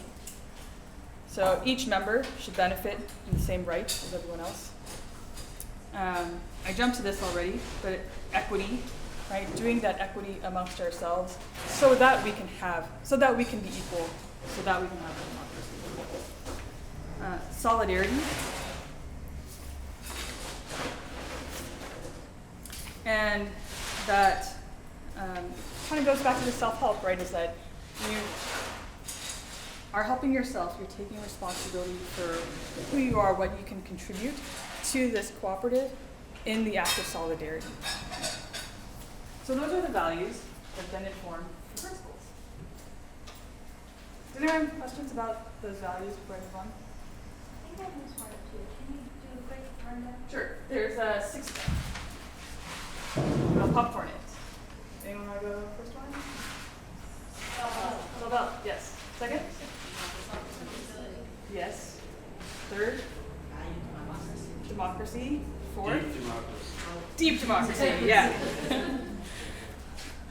Sorry, the fourth one was equality. Fifth one? Equity. And the sixth? Solidarity. All right. Did you get bingo, Al? I got it. Okay. All right. Any questions? Yeah, it sounds very straightforward, and it's also just a place where, yeah, living it can be pretty hard sometimes. Okay, so then those inform the principles. Principles. These are based on the Rochdale principles that were created in the 1800s, and these are the international principles. They're more often referenced than the values. So you'll often see them in a co-op. You walk in, they'll usually have these 7 principles. So why not 6? But first is voluntary and open membership. And I want to talk about membership criteria later, but this is different in that voluntary and open membership, it's a way of saying that people are not barred from joining the cooperative based on gender, race, sexuality, any of those aspects. It's that people can join a cooperative and they can leave a cooperative and should be voluntary. You can still create membership criteria, like if you have an apple cooperative, it's not open in the sense that like then an orange producer comes in and it's like, sell my oranges, right? It's that you wouldn't discriminate against a producer who wants to come in based on these other categories that are personal to their identity. Right? Second, democratic member control. Feels obvious, but yes, so your co-op needs to have democratic member control. And like a sub-part of this is keeping members informed and having clear communication channels. This is what really erodes and corrodes both, like both those ways that disintegrate cooperatives is when not everybody is informed, right? So if you have uneven information, how can everyone participate in decision making, right? And then communication. You have to have really clear communication channels so that people can receive the information but also ask questions and discuss, what they're thinking, right? So that element of democratic member control, it's beyond just showing up for the vote, but it's actually being informed on the decision that you're going to make. Right? Members' economic participation, and this I think goes to your question, Sienna, which is that members need to be participating economically. And it's, the economic contributions from individuals are considered membership shares, which go directly towards financing the cooperative and benefiting its overall members. So by pooling your resources together, this is oftentimes why co-ops exist. We need to buy this thing that is way too expensive for any one of us to buy, so we're pooling our resources. And so to be a member, you need to have contributed and use it, as opposed to someone else who wants to use that resource that you all paid money for. Like you would want them to join the membership so that they can pay for the maintenance of that equipment or whatever else. Fourth one, autonomy and independence. So this one, people are always like, wait, but it's a cooperative, so why are you autonomous? This is speaking to how the cooperative is autonomous in relation to the outside world, right? By the members contributing economically, they're not relying on outsiders for sources of money, and thus might be subject to what the investors want, right? By having that internal member economic participation, you're ensuring that the people who are deciding are deciding based on the principles of self-help, self-responsibility, solidarity, right, the internal needs. Education, training, and information is the fifth principle. full, in case you've lost track here. And so this is where it goes beyond being informed about the operations of the cooperative. It's the constant education and training that we need so that we know how to govern together, right? As we continue to work together, new dynamics will arise, and in order to figure out how to continue to work together, continuing to have education and training, going to workshops together, going to conferences, or not even specific to cooperatives, but around like just group dynamics, right? Those kinds of education and training really keep the health of the co-op up. And this is something that a lot of cooperatives, I think, don't make time for. They might make time for individual professional development, so an individual going off and learning more about their operational area of work. But what needs to happen really for the group to continue to work in solidarity and with the commitment to each other, it's that group education and training that I found really key. So I hope you remember that when you start your co-op, that you'll have me as a voice there being like, group education and training, go do it. Okay, there's two more. Cooperation amongst cooperatives.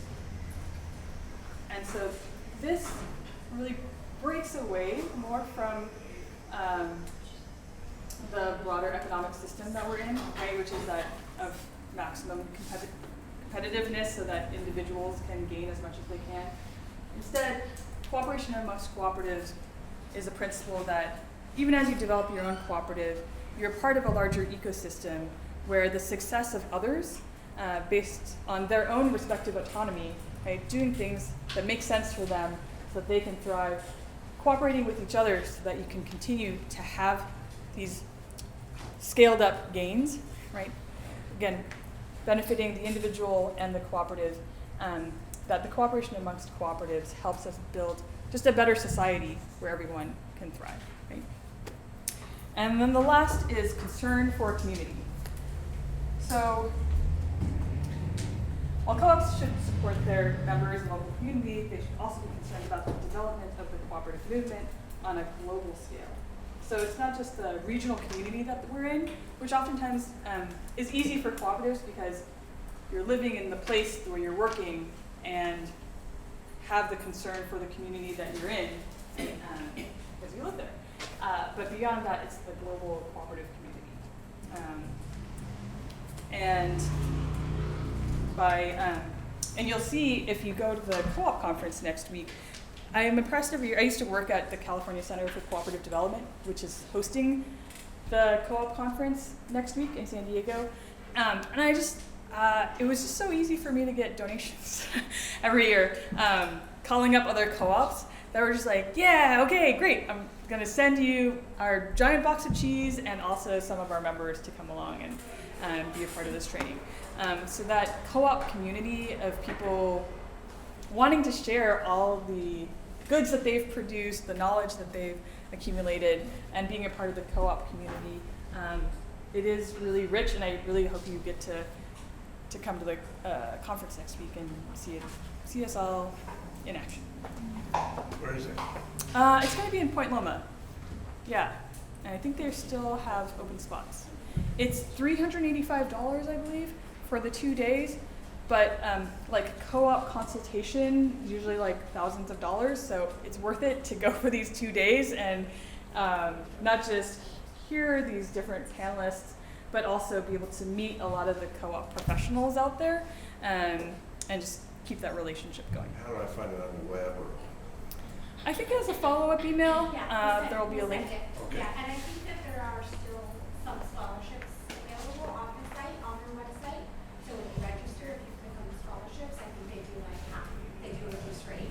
So if anyone's interested, we'll send that, we'll make sure to send that after this workshop. All right. Okay. That was my attempt at getting through our definition, international principles. Do you feel like you have a good idea of what a co-op is? Okay, well, there's still more. Can you do a quick rundown on principles again? Yes. Who wants to start? Number one? Voluntary Okay, keep going while I pass this out.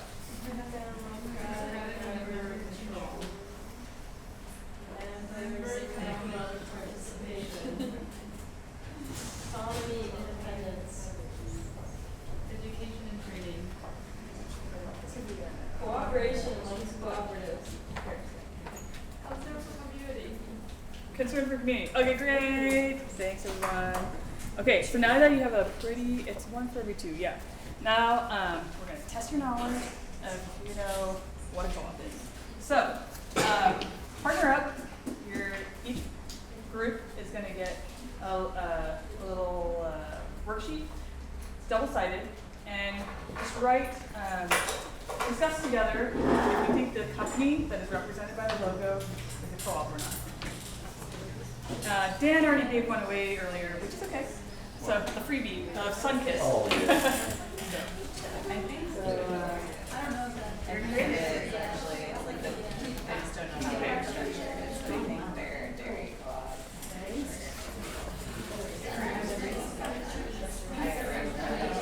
All right, thank you.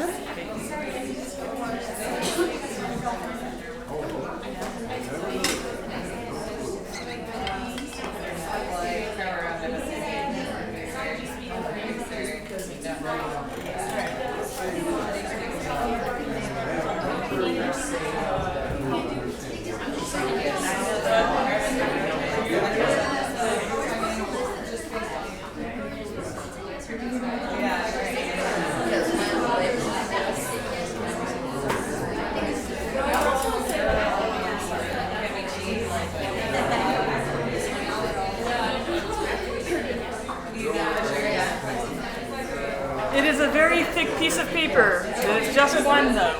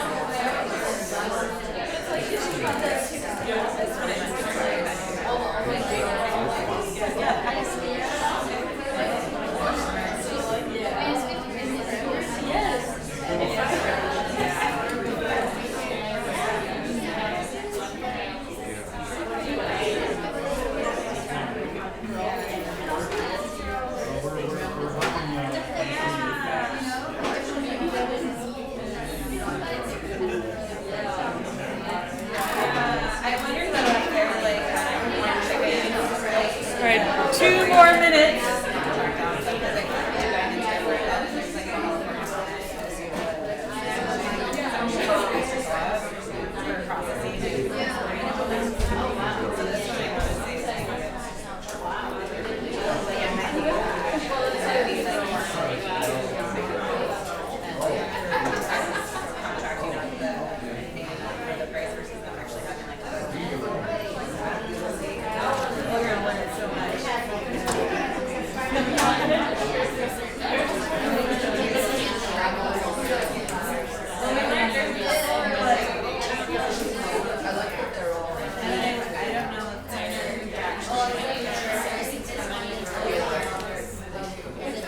Okay, 1 more minute.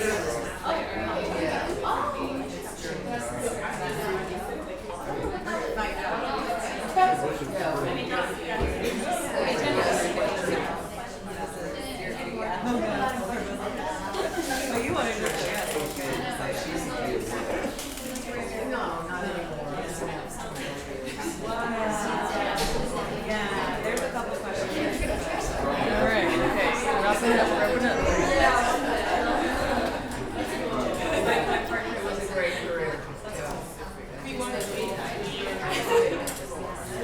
Okay, feeling good? No. All right, well, we'll get your answers soon. 20 seconds. Fill in the rest. Y or S? Okay.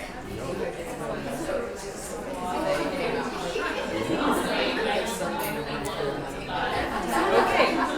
All right. Okay. So, Land O'Lakes. Who doesn't know what Land O'Lakes produces? Butter.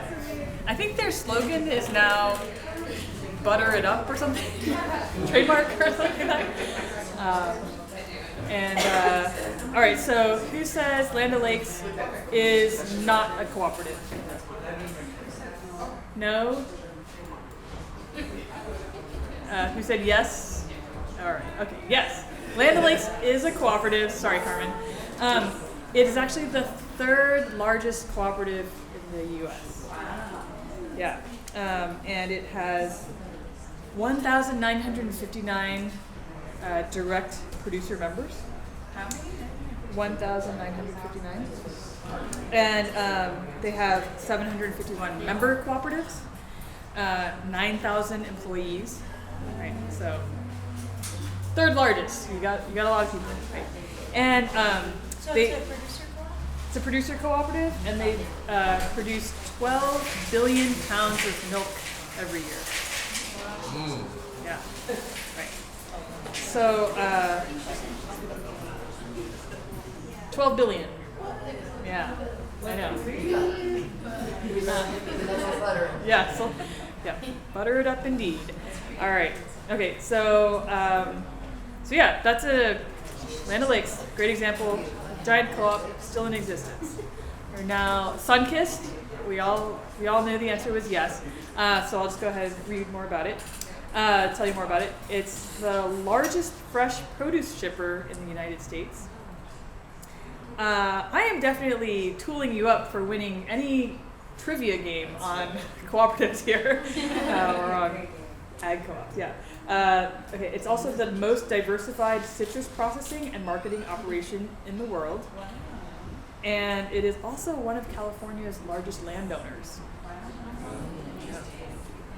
Yeah. So, I mean, I think a lot about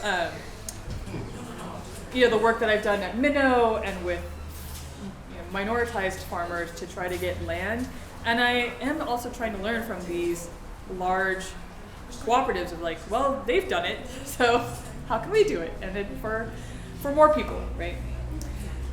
Okay, Sunmade. Yes, co-op? How many people think yes? Yes. Okay, and how many people think no?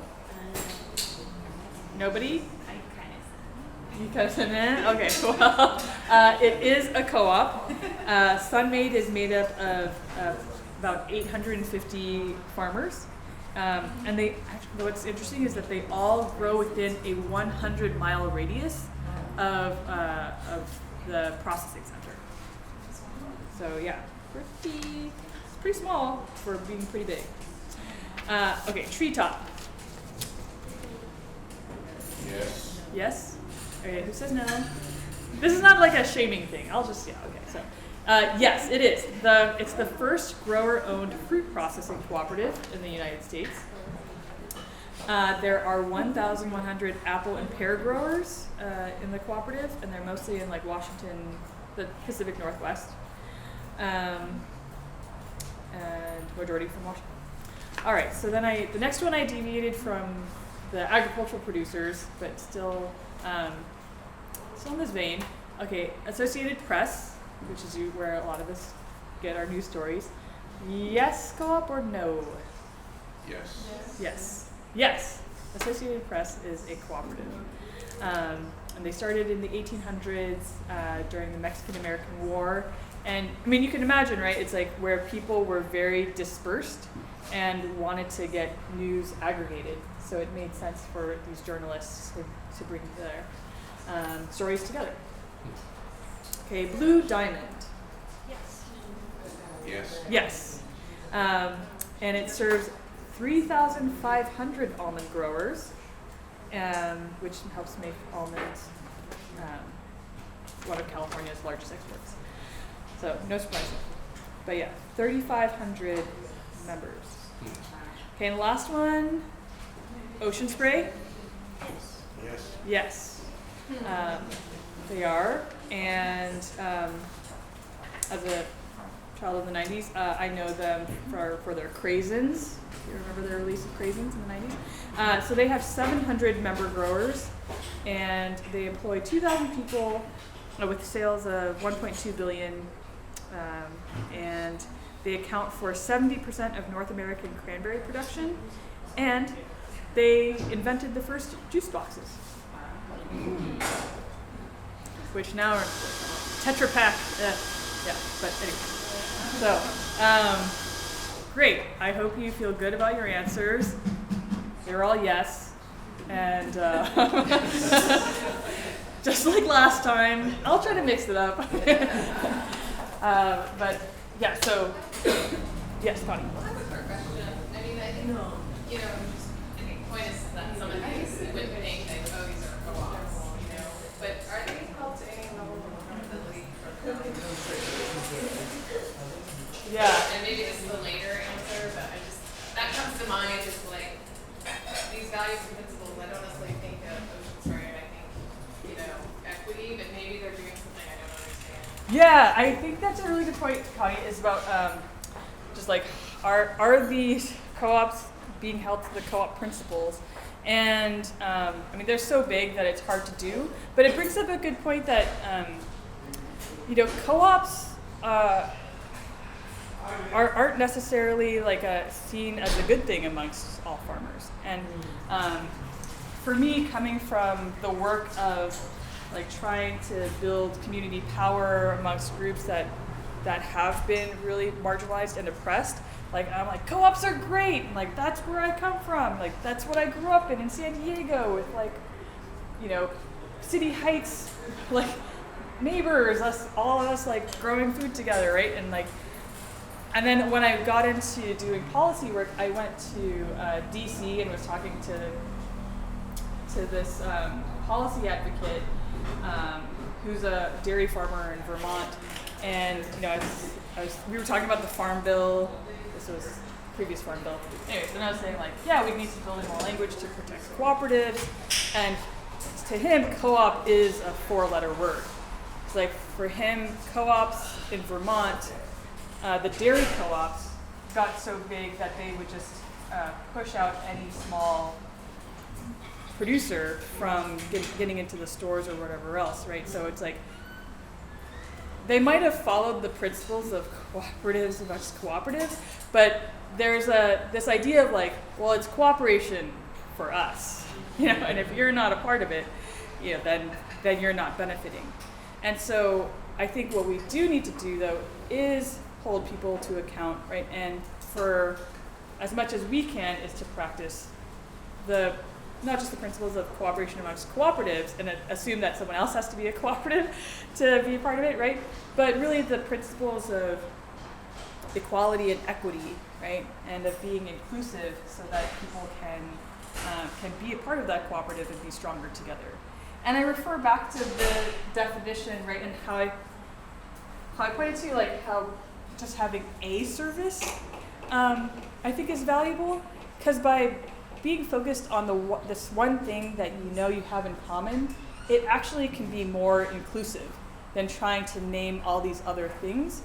And I do want to get into this later, but that by say like being a bunch of dairy farmers or being a bunch of apple producers, people can be coming from all different kinds of backgrounds and having that respective autonomy and independence in how they're growing their food and living their lives, but that they can still come together so that they're financially supported to have a viable business. Right?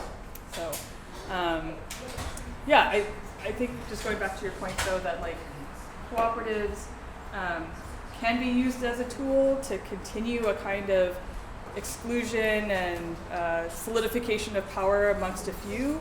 But what we're really trying to do as a movement is to make it so that everyone is able to join forces if they want to, right? In that voluntary membership, so that we can get further together. All right, so it's lunchtime. We'll break until 1 o'clock, and I'll pass it over to one of the, hey Andy. One of the Alliance members to talk about lunch.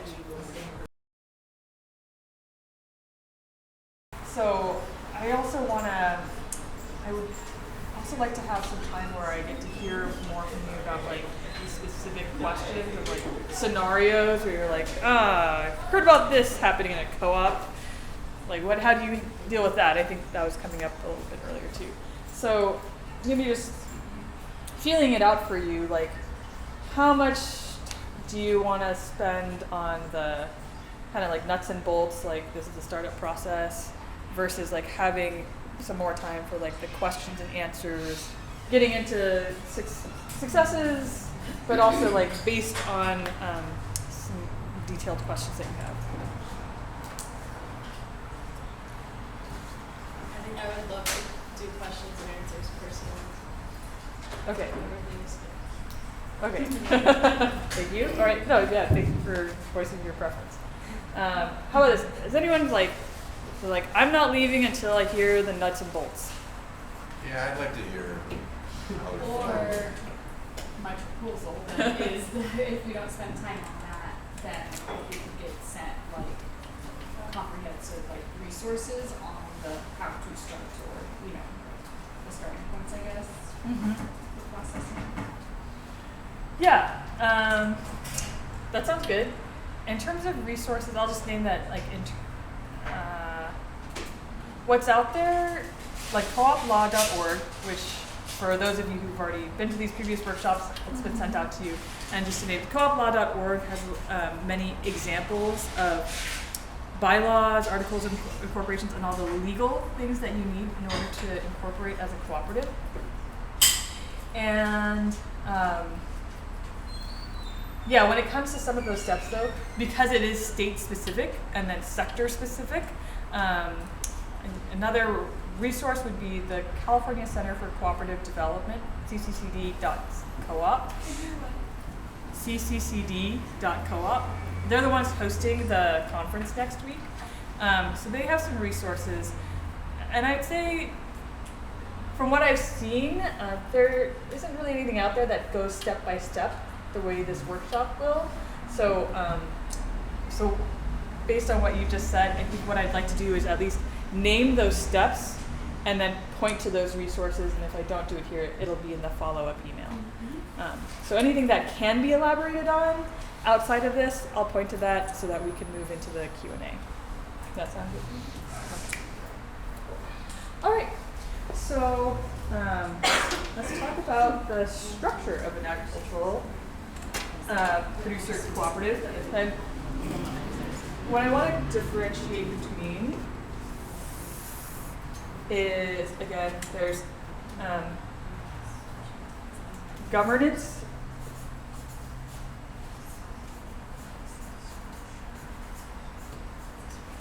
and operations.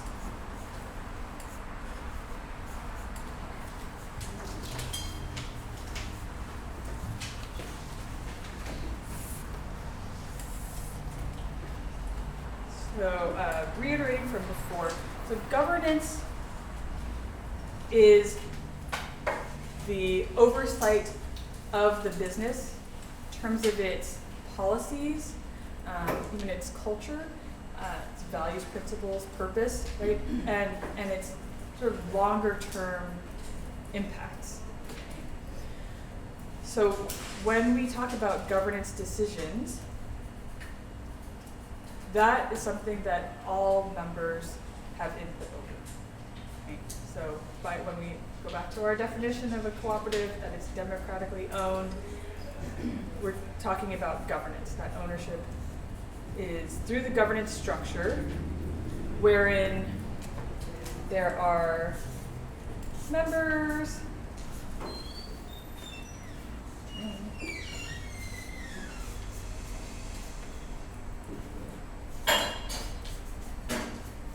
again, at least 3. So that's the membership. And the membership elects a board, which I will just draw a board. And then it's the board that then hires people for operations. operating a, what are they operating? Directing someone who's sitting on a forklift. And this is the board or members? And yes, board members. Board is elected from the membership. I'll make it a 3D board. There we go. Forklift.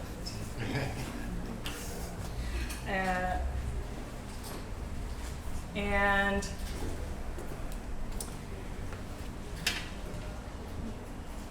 let's see. What do I want to say about this?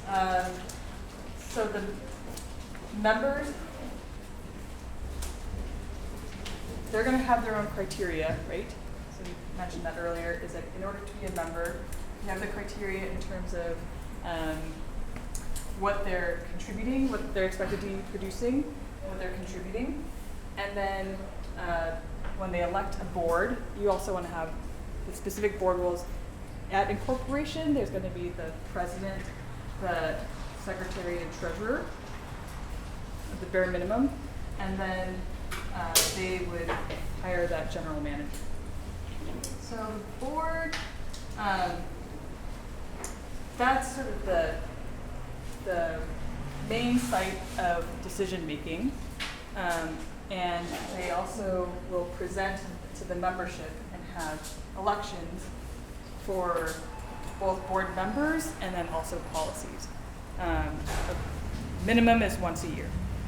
Are any of you a part of the OB People's Co-op? I asked last time. Nobody. Okay, just me. Is anyone a part of any other consumer or co-op that is structured this way? Well, my AGC is structured that way. Okay. Yes. Is Suncoast? Suncoast is a consumer co-op. Yes. And Are you a part of it? And REI, yes. So REI, you also get to vote. Have you participated in the Suncoast election? Are you a member? Sorry, I should have asked. I remember that I haven't. I probably, if I sent something, I would have been. I haven't attended any board meetings or anything. Okay. But a 501c5, you can have different types of membership. Yes. You can have voting and non-voting. You can have people that meet one criteria and others that don't. Right. Yes. Because it's not a cooperative. Right. Right. Yeah. Whereas here, it's each member has one vote. And then I think when it comes to these larger cooperatives, what you get, just like in our democracy, right, is like once you get big enough, some people are like, well, do I really participate in that vote? And then you might have lower participation. So this is where that principle of education and training and really leading to the principle of democratic ownership and member engagement is really key. I can go deeper into this, but sorry, moving into just like this Q&A thing. Does anyone have any questions about this basic structure? Hannah, yeah. Is there a minimum amount of people for the board? Yes, so when you incorporate, you're actually incorporating as board members, and so you do need a minimum of 3. Yeah. And then the operations can be the same 3 people from the government, So if decided so. if decided so, I'm trying to think of examples of when that has happened. You could, but it's a good question. It's best practice that these are different people than those people. And these, they could be members, but that shouldn't be a criteria for them to be hired here. Yeah. Yeah, my question is if this structure still works at worker co-ops, because I feel like a lot of the worker co-ops are the operations piece, you know? Yeah, so the worker co-ops, it's like all of this is like the same people. Yeah. I mean, you can, so the board would still be comprised of the members who are also the workers. So these two categories are collapsed, but then you would still pull out some people from there to be board members. Yeah. And so that looks very different and feels very different than this model where the members are, yeah, without that, without being the same people, right? There's also kind of like, it just makes it easier. So, for example, as like a farmer, being a part of a producer co-op, it's actually kind of a weight or like some things off of me that like, oh, those things are shared. Someone else is going to do that work. I'm not, for example, doing the grain cleaning. Someone else is doing that because I'm a part of this co-op. Versus a worker co-op where it's like, whatever work needs to be done, it's me or someone else who's one of my colleagues who's actually doing that work. Yeah. So just going back for those who were part of the worker co-op training, you know, it's when we talk about the startup process and the investments and creating the shared values and all of that in the worker co-op, the stakes are so much higher because you're doing everything together, whereas in the situation of a producer co-op, it's actually just like at least one element, maybe a few others that you're sharing with others, but you can still go back to your respective farm or operation and be like, all right, well, done with that group conversation for the day. Yeah. Okay. Anything else in terms of structure? All right. Then, yeah, easy to check that one off the list. Great. So when we talk about the members, then there's usually part of the expectations are there's a member contribution, and that goes into their member share. And as they continue to sell products to the cooperative, the agricultural producer cooperative, that share amount is going to increase, right? And then the way that that is allocated by the cooperative, this is up to each cooperative, and it's usually decided upon by season for the crop, but just to think about saving enough during peak season so that you can have enough funds for the downtimes. Okay? And then so that means also in terms of the payouts, depending on the crop, like for me with grain, the year that you plant is still like a year away from when it's probably going to be sold, or maybe even 2 years. So it's different than fresh crops, right, where there's going to be that higher turnover. And so the financial management and payouts, the dividends, is what we call it, for the members is going to be different depending on the kind of crop, but also depending on where the co-op is at in terms of its age, its level of stability, how many members it has, and how many members it's been able to recruit. If you have a family of members, if they're all under one entity, you get one vote. But if they all have separate entities, then those are all separate votes. Those are all separate votes. Yep. Does that present a challenge? It has. Yeah. Yeah, I mean, that's a good point. And it goes back to earlier talking about just power dynamics, right? Or just relationships. When people are voting not necessarily in the interest of the co-op, but because they have other alliances. Yes. Or allegiances. Yeah. Splinter groups. yeah, splinter groups. And I think something else that's, Carmen brought up is, it might not even be a splinter group. It can be a splinter group with others who are present, but also an issue that I've seen in cooperatives is the cooperative establishing a relationship with a buyer, and then individual members of the cooperative sidestepping the co-op to then sell to that same buyer because of the connections that were made through the cooperative. So, how do you maintain that cohesion, right? And for people to continue to work within the realm of the cooperative and not just for individual benefit, benefiting from the co-op's work.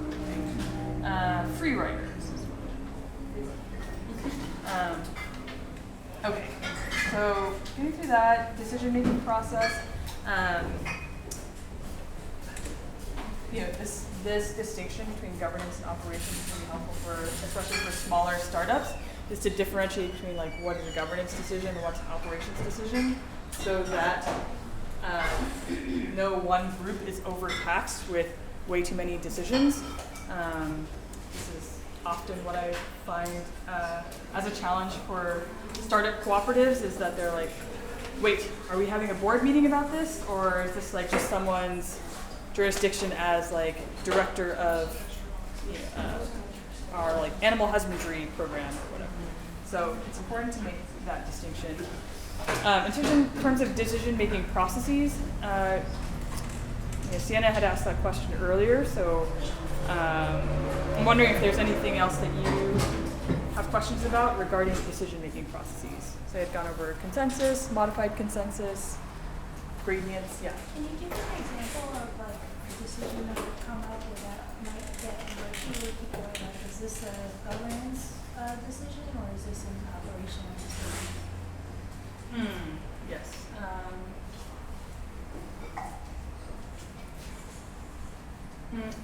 Typically, expenses is where this gets murky. Where, say, it's like buying fencing for the animals, right? It's like, is that the decision of the person who's in charge of the sheep, or is it a decision that the governing board needs to make?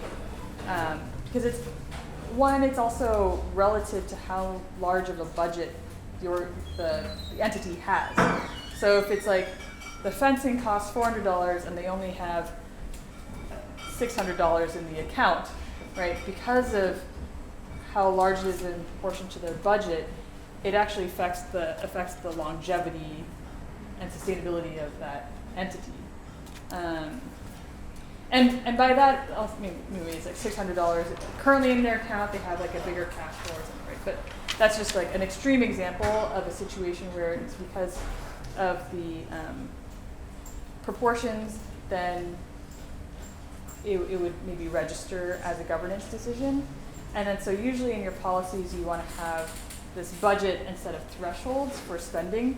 Like when it, like for the budget of the animal husbandry department, what is that? If it exceeds that, then they would need to take it to the board for a discussion.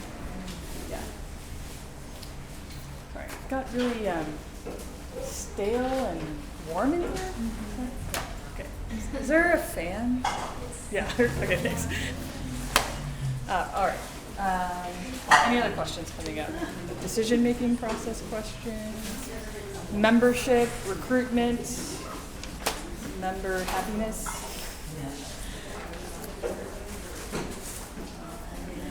Is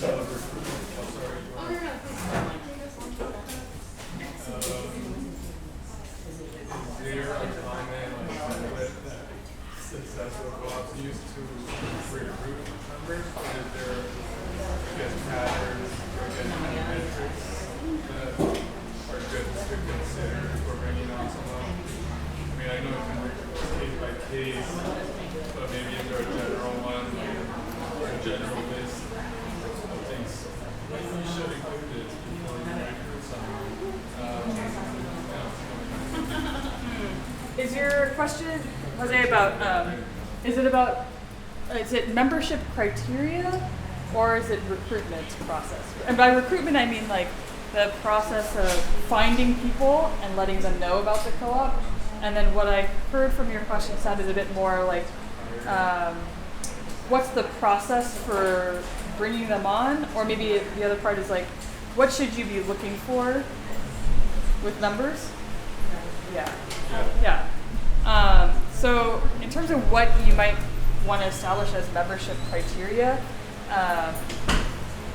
one, it's like having your clear like mission,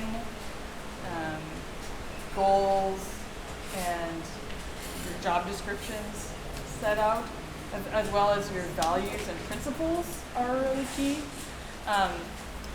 And what I will say in terms of my work with groups to kind of develop their scope of work is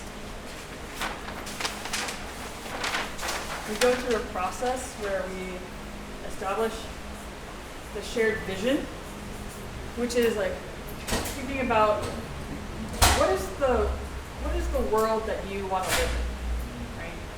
And then establishing your mission, which is that what is your particular business doing to serve that vision? Right? And so for an ag producer cooperative, it might be the vision is that we have a robust, local food economy. And maybe the mission is to grow high quality, ethically grown avocados, right? In service of this region having food security. And then you establish, Then you establish your values. So, referring back to those co-op values, right? This is going to say how you get to the So you all know that you're there to grow avocados, but your values are going to help kind of define who's going to be a part of it based on these shared values. Like, do you have the shared values of cooperation, of honest communication, working with integrity, democracy, whatever else, right? So the values are going to describe how you're fulfilling your mission. And then you set goals, and I'm very specific about goals, as you know from this workshop, but really tangible goals, and having maybe just like 5 for the next 5 years. So some people would think of this as like a part of like a 5-year strategic plan. Okay, so you have maybe 3 to 5 goals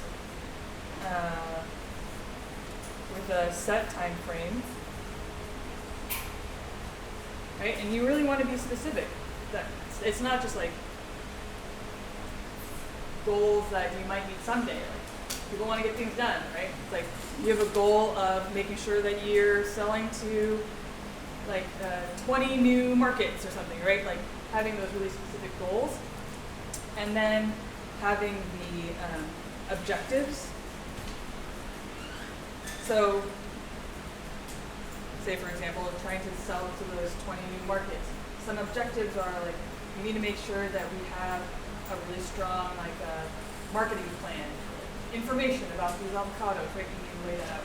So all of that then informs what jobs you're going to be hiring for, right? And you cluster those jobs based on those objectives and the skills that people will have to ensure that you're fulfilling those objectives and meeting those goals. Right? You can go on a more granular level to having tactics. So in order to create this new marketing material, we have to have a website. We want to have flyers. We want to have like a good newsletter framework, right? And so that again is going to help you go through the hiring process. So again, that's different from your question, I think, about membership though, right? But you can do the same in terms of then translating these goals of the co-op in terms of like how many markets you're trying to get into, or maybe the goal is like you want to support 10 new growers that are just starting out, and or maybe it's supporting 10 older growers in being able to be sustained, right? Naming those, and that could be also a part of defining your recruitment process and membership. Something else is like, you also want to think about if you're trying to get into certain markets, doing the assessment of the kind of the scale of product that you need to have. So when you're talking about, okay, you want to get into 20 new markets, I'm thinking about the Ume cooperative I work with. Is it the markets of like H Mart? You want to like be able to provide Ume plums for H Mart in SoCal and Maryland? Or is it like you're trying to get into channels where it's like you're getting into the LA restaurants and like chef chef circuit, celebrity chef circuit, right? So that, making those decisions are also going to go back to your values. Are your values about having like global impact and scale, or are your values about, going back to this vision of regional food production? So they're all connected in that way. And so by defining these from the start, keeping them alive and continuing to refer to them, that should inform the who's going to be a part of it. Yes. And I think it also addresses some of the concerns brought up earlier about like when you bring in new people and are they going to respect the work that's already been put in? It's by creating these foundational aspects of your vision, mission, values, right? It keeps people attuned to what has been done, and the other key part is to have a system of accountability so that you can talk to people about being aligned, right, in all that they agreed to join. Can you give an example of the system of accountability that you've seen that works very well, or even though the extreme that doesn't work at all? Wow. Jose knows me personally and knows that this is a rich area of conversation. Yeah, I think it's a great question, and I think first what I want to address is like that when people come together to create a cooperative, there are all these things that we say, right? And that process in itself, like the reason why co-op development takes maybe like 2 years, even more, is getting people to actually express what they feel is their purpose and their values are. It's a real process of like digging into yourself, right? And to be honest about that, about what you want to live, and then to create the processes that help you live those values, and then to maintain that. That's life work, right? That we're all doing, is like saying that we have these values, living them, and then being vulnerable enough and honest with ourselves enough to recognize when we're not doing what we said we would do for ourselves or for each other, right? And in this cooperative business, right, there are other people who are relying on your commitments, your word, right? So when I think about your question, first off, it's like you really need to go through this process of this honest assessment of where your mission and values are. And I'm speaking to you as people who are going to be in startup mode, right? Like we're not talking about the sun-kissed and maybe people who do need to have that like heart assessment, but at this stage when you're getting together with other people, like really recognizing what are we having in common that we want to reach as a goal, as our shared mission, our shared goals, and how we're going to get there. Are we really aligned, right? And then from there, once you've identified that, making your commitments to each other and saying, this is how I'm going to fulfill these values in relation to you and what we're sharing. And so when it comes to systems of accountability, it certainly needs to relate back to all the commitments that you've said that you've made. How you hold people accountable to that in a way where it's effective, I think at the scale of organizations and cooperatives that I've worked with, I think what can be challenging is when people, they want to be polite, they want to be friends, they want to maintain their relationships, and it's hard if you're a group of 3, right, to tell someone else that you're still going to have to work with, or maybe, your friends, you're like, your kids know each other, right? That it's more complicated than that.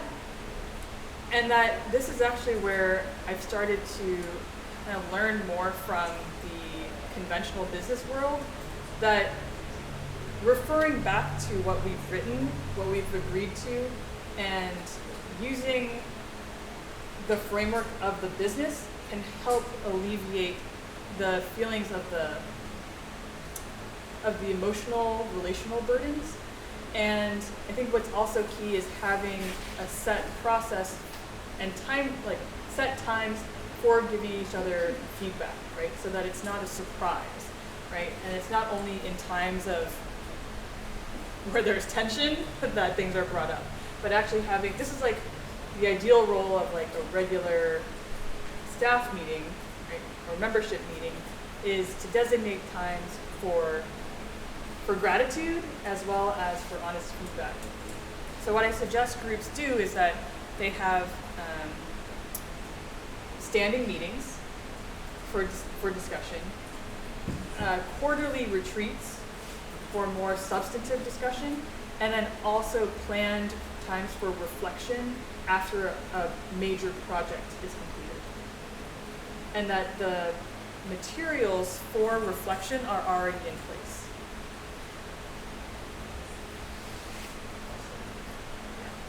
So by having those regular things, then it's sort of like, okay, we know like this, we're in a rhythm that we're going to have these reflections and time for feedback to bring up how we can be better accountable to each other, and not just to each other. I think what's important is to say that it's being accountable to our agreements and how we are working together to fulfill this mission. It depersonalizes it so that you can say, hey, like what we're really focusing on is doing this particular work together. And that also makes it a good evaluative tool when you're doing assessments, to say like, are you still there for this? Or have your values changed and maybe it's time for us to reassess, you know, if you want to be here, right? Because this is also about your consent, your voluntary participation.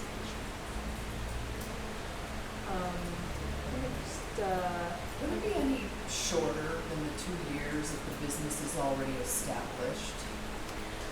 Oftentimes, I find that even with people who have been working together, or even either formally in the business or friends or something, the process of articulating maybe things that have been normalized, maybe taken for granted, right? To articulate them, and then to translate them into policies, that's the stuff that takes time, right? Is then to say like, okay, well, how are we capturing the mechanics of how we, of our expectations and how we work together. So it can be a bit shorter, especially if you already have like communication norms, you already have the evaluation tools and things like that. But there's also just the element of if you're bringing other people in, if it's a business that exists, but you're still bringing other people in, it still takes time for those new people to either acclimate to what exists, or ideally, participate in amending it and being a part of, owning that process.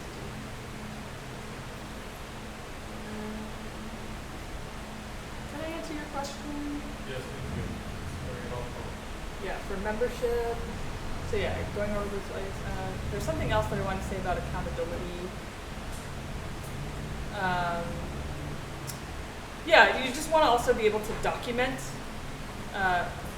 the conversations that you've had. So while we're talking about having these like staff meetings or times for review, right? Making sure that you're documenting it. And in times where there's maybe some action or behavior that you're trying to correct, you want to be able to articulate what you see as the challenge, right? And then what needs to be changed, to document that, and also to say how much time someone has to make that change, and if they're being given any resources for that. So it's a reasonable amount of time, reasonable amount of resources to make the change, and then have a really specific time set in advance to say when they'll be evaluated, and that if they, at that time of evaluation, doing great, wonderful. If there's still a challenge, that's when you want to refer to perhaps your termination policy. So I'll say also when in startup mode, even before you have official bylaws or anything, my recommendation is that the first thing is that you come up with a termination policy. And you could call it something else. Departure, agreement, farewell, breakup, whatever, right? But, because the thing is, like, when you're coming together, there's so much excitement, you're like, yes, we're gonna work together. But you also want to have a clear exit strategy so that it's actually easier for people to leave and it's not this prolonged process of like, oh, like, so many conversations, nobody wants to be here when it's clearly not working. And especially in a situation where maybe a member has already made an investment, right? So having a clear departure, separation, what's that? Exit strategy. But Gwyneth Paltrow and Chris Martin, what did they say? Conscious decoupling? Yeah. There you go. Conscious uncoupling. Why is that then? Would that then be part of your like governance kind Yeah. of package? And then put all the accountability systems that we talked about, the regular standing meetings, quarterly retreats, the dedicated time for reflection, is that also part of the governance? Yes, so that would be part of governance. And then also, I also have here, thank you for asking. I want to differentiate between like startup mode, again, because that's where I'm assuming for the other people would be here. People here would be at is startup mode. And so there's that time before you've decided whether or not to incorporate, but you might already have started working together and money might already have been put down for buying some shared equipment or whatever else, right? So even though you might not have this formal document that's filed with the state, it's still important to have these agreements discussed at the very bare minimum and ideally written down, because in the sad event that things really come to a point of disagreement, it's where you're really needing to part ways and there's money involved, there's still a role in that documentation for like small claims court or whatever else, right, to settle these issues. And so having it be documented. Well, that sounds like fun. I know, yeah. It's sort of like dating someone and being like, here's my like document that says how we're gonna break up, right? It's like, yeah. My question might be more a little bit past the startup though. Like as the co-op grows in size and over time, have you ever encountered situations where people go back and revisit the vision and systems? Like how alive or living are those systems? Oh yeah, I mean those are things that I recommend people to revisit at every retreat or every quarterly gathering, even if you're not going out of town together, even if it means it's like a 2-day meeting or something. Just starting out with that is really helpful. And people go to a more granular step with the values is like community agreements, and usually that's reflecting values in how you're going to conduct a meeting with each other, right, and the conversations. And so usually that is also something that's refreshed every meeting. It's like every meeting you start with like, let's ground into our community agreements, how we're going to relate to each other on top of it. The follow-up is actually changing the vision and mission statements. Because those are kind of the overarching statements that cover a lot of things that trickle. Yeah. And so like actually changing this. Like, how do you change it? What did that happen often? Oh, how often does that happen? Those are typically revisited every 5 years. Yeah, unless there's some major disruption like a pandemic. Yeah, it's usually every 5 years. Historically, people would do it like every 20 years or something, but people don't really stick at single business or an organization that long anymore, so it's more of a 5-year process. Yes.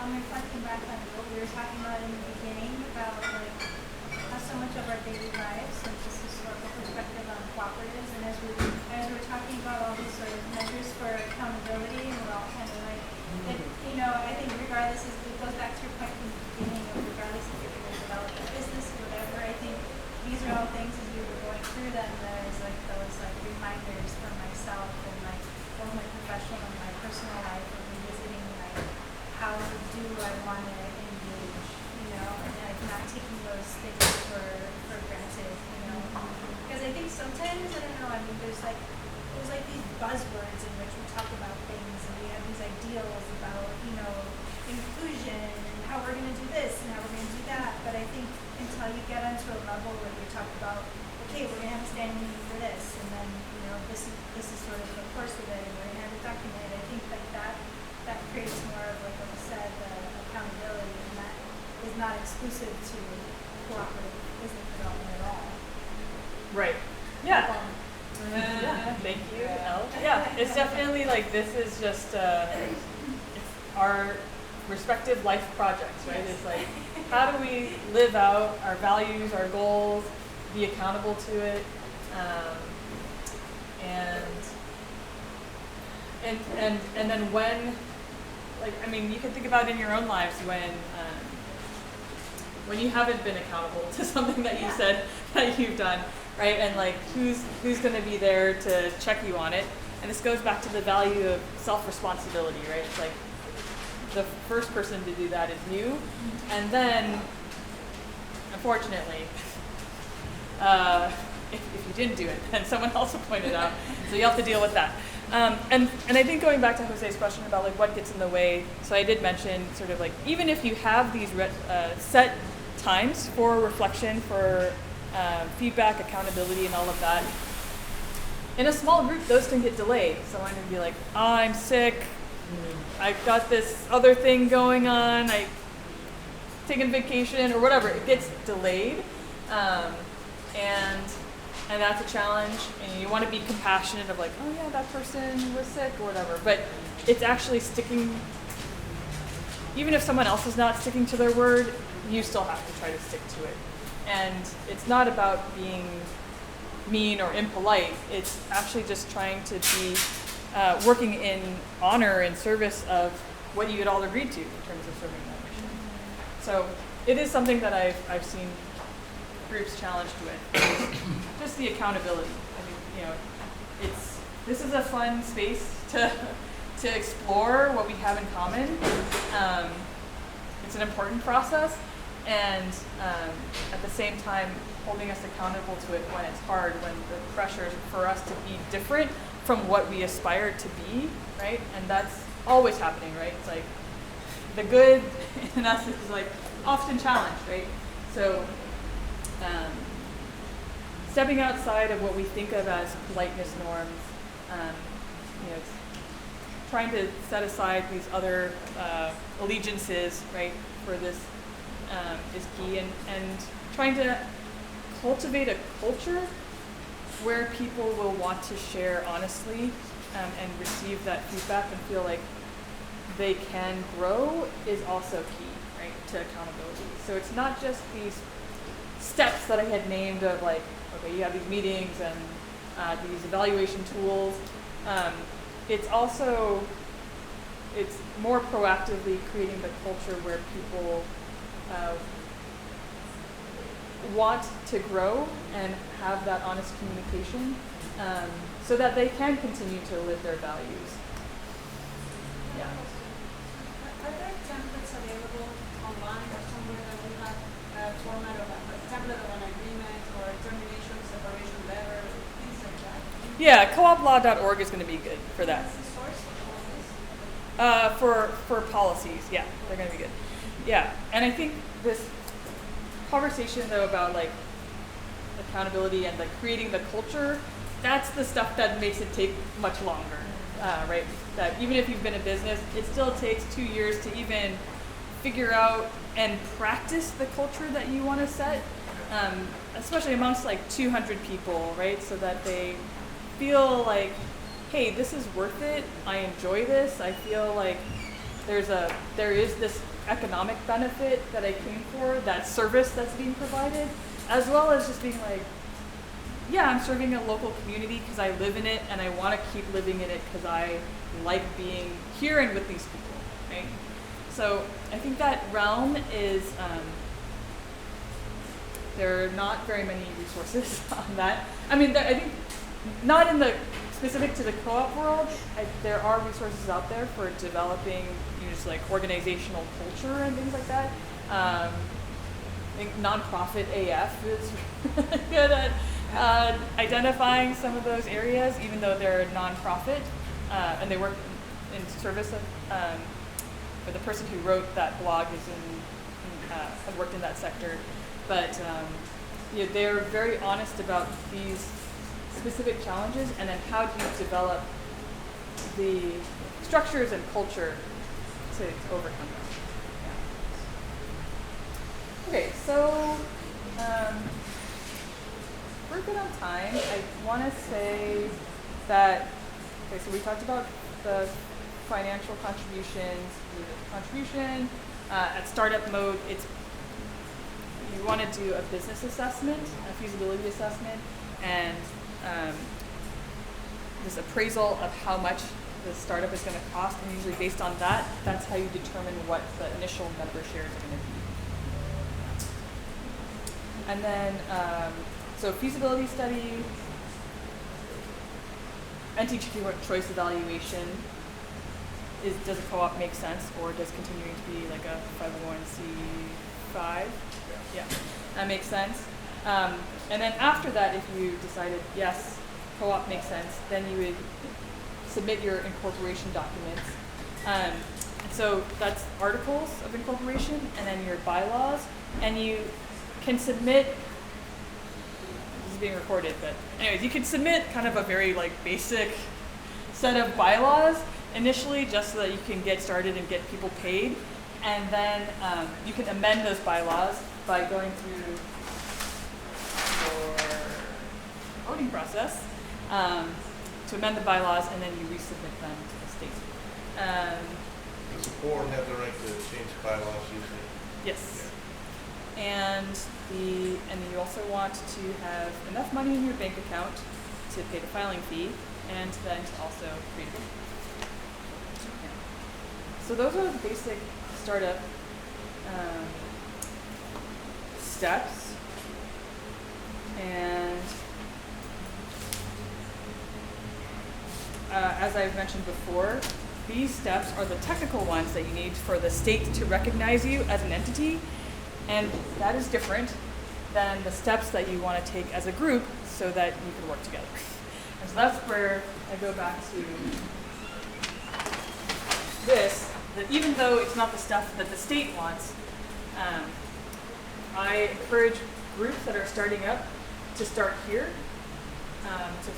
to figure out what exactly they're doing together. And this is a really helpful process to see, like, as soon as you can do this, it helps sift out who doesn't want to do it and who does, right? So you're not wasting anybody's time. You be like, okay, we're really actually committing to this or not. And again, I mentioned having a really narrow purpose for producer co-ops is beneficial. And I want to just use my own personal example, which is that when I started the equipment sharing cooperative, the context is that for grains, specialty grains that I grow, the equipment that's needed to process the grains, so to separate out the weed seeds and the chaff from the grain, like that equipment costs at minimum $400,000. And that is not including the rental of a space and utilities and ongoing costs. So that's far too much of an investment for me as an individual, and also it's something that is only used once a year. Like, it's critical, right, for me to be able to, as a means for me to get my product out to customers, and yet $400,000 for a thing that I only use once a year, but have to continue paying like probably $2,000 in rent on, it's way too high. So it made sense to work with other grain growers in my area to try to buy this equipment. And it was through a friend that I met one farmer who is a third generation Italian American farmer. He's grown up in that region. He's the vice president of the Sonoma chapter of the Young Farmers and Ranchers Farm Bureau division, and he's a card-carrying Republican. I saw his card, and he's a person that I wouldn't necessarily have hung out with, come into contact with for any other reason other than the fact that we both grow grains. But we met 8 years ago, and from the relationship of starting up that cooperative, he has been there for me just throughout the times of me having my first kid and needing to harvest, but I was very pregnant, and so he did the harvest for me. During the pandemic, also when I had to get a bunch of equipment out, he was the first one there to get my equipment out. And he's just, he's a really good friend of mine, and he's really been solidly there for me in all these other aspects of my farming career. And again, just like his social life, what he identifies with is really different from me. But the fact that we created this co-op with this common purpose of like, hey, we just want our businesses to thrive, we want to clean this grain. It's made us able to find more common ground of just like, yeah, like let's mentor more young farmers. Let's, figure out how to change policies and leverage the Farm Bureau so that we can have more equitable farm policies. And we've both learned a lot from each other.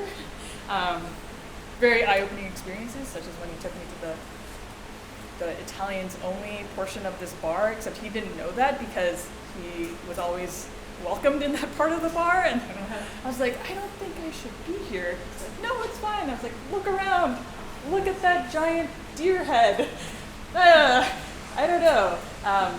Anyways, we've opened each other up to a lot of different experiences, and so by having this shared purpose, and I think what's valuable as agricultural producers is that we all are producing food. We care about feeding people, and that's something that food is something that everybody relies on, and it connects everyone. And it's so important in this time, right, when ag, in urban, but also especially in rural areas where there's a lot of division, a lot of sense of our differences and pointing out our differences. It's such an important time for us to really see our points of commonality, right? And using those points to then help us see the other areas that we have in common. So here's the example of my buddy, and how, I've been able to really have a much more successful farm business, and also just like be a healthier person, be able to be there for my kids, thanks to his help. So go through this process, ground into that, and I think with that, when you talk about values, using language that is very cross-cultural, very relatable is key, right? I think with social media, there are a lot of like hot terms, and also with social media, it's easy to, and you just kind of are more monopolistic and narrowed media channels, right? There are these kind of groups of people who then end up hearing kind of the same language over and over again that maybe a different group doesn't hear. And so when we talk about our values, it's a really valuable time to tap into just these basic words that really capture our values, that transcend the jargon, the hot words of the moment, and what might be particular to the community that you're in, so that you can find that common ground through a common language. What else do I want to say about that? Okay, so earlier when I talked about policies that you want to have, termination, grievance policy, so that's especially when you're a small group, what's the grievance process so that someone can voice something that they're feeling challenged by. And when it's a group of 3, it can be tough, right? It's like if it's me, Dan, and Sienna, right? And it's like, I have a problem with Sienna, I talk to Dan about it. Like, then it's just weird between Dan and Sienna, right? So what's your grievance process? You know, are you engaging an advisory board or, you know, another established committee, right? So that you can actually make sure that the grievance is addressed. And so that's the other part, is like your policy for within the grievance process, making sure that it can be addressed. What are the actual tangible steps that would be made? What's the timeline for that? And then you want to have your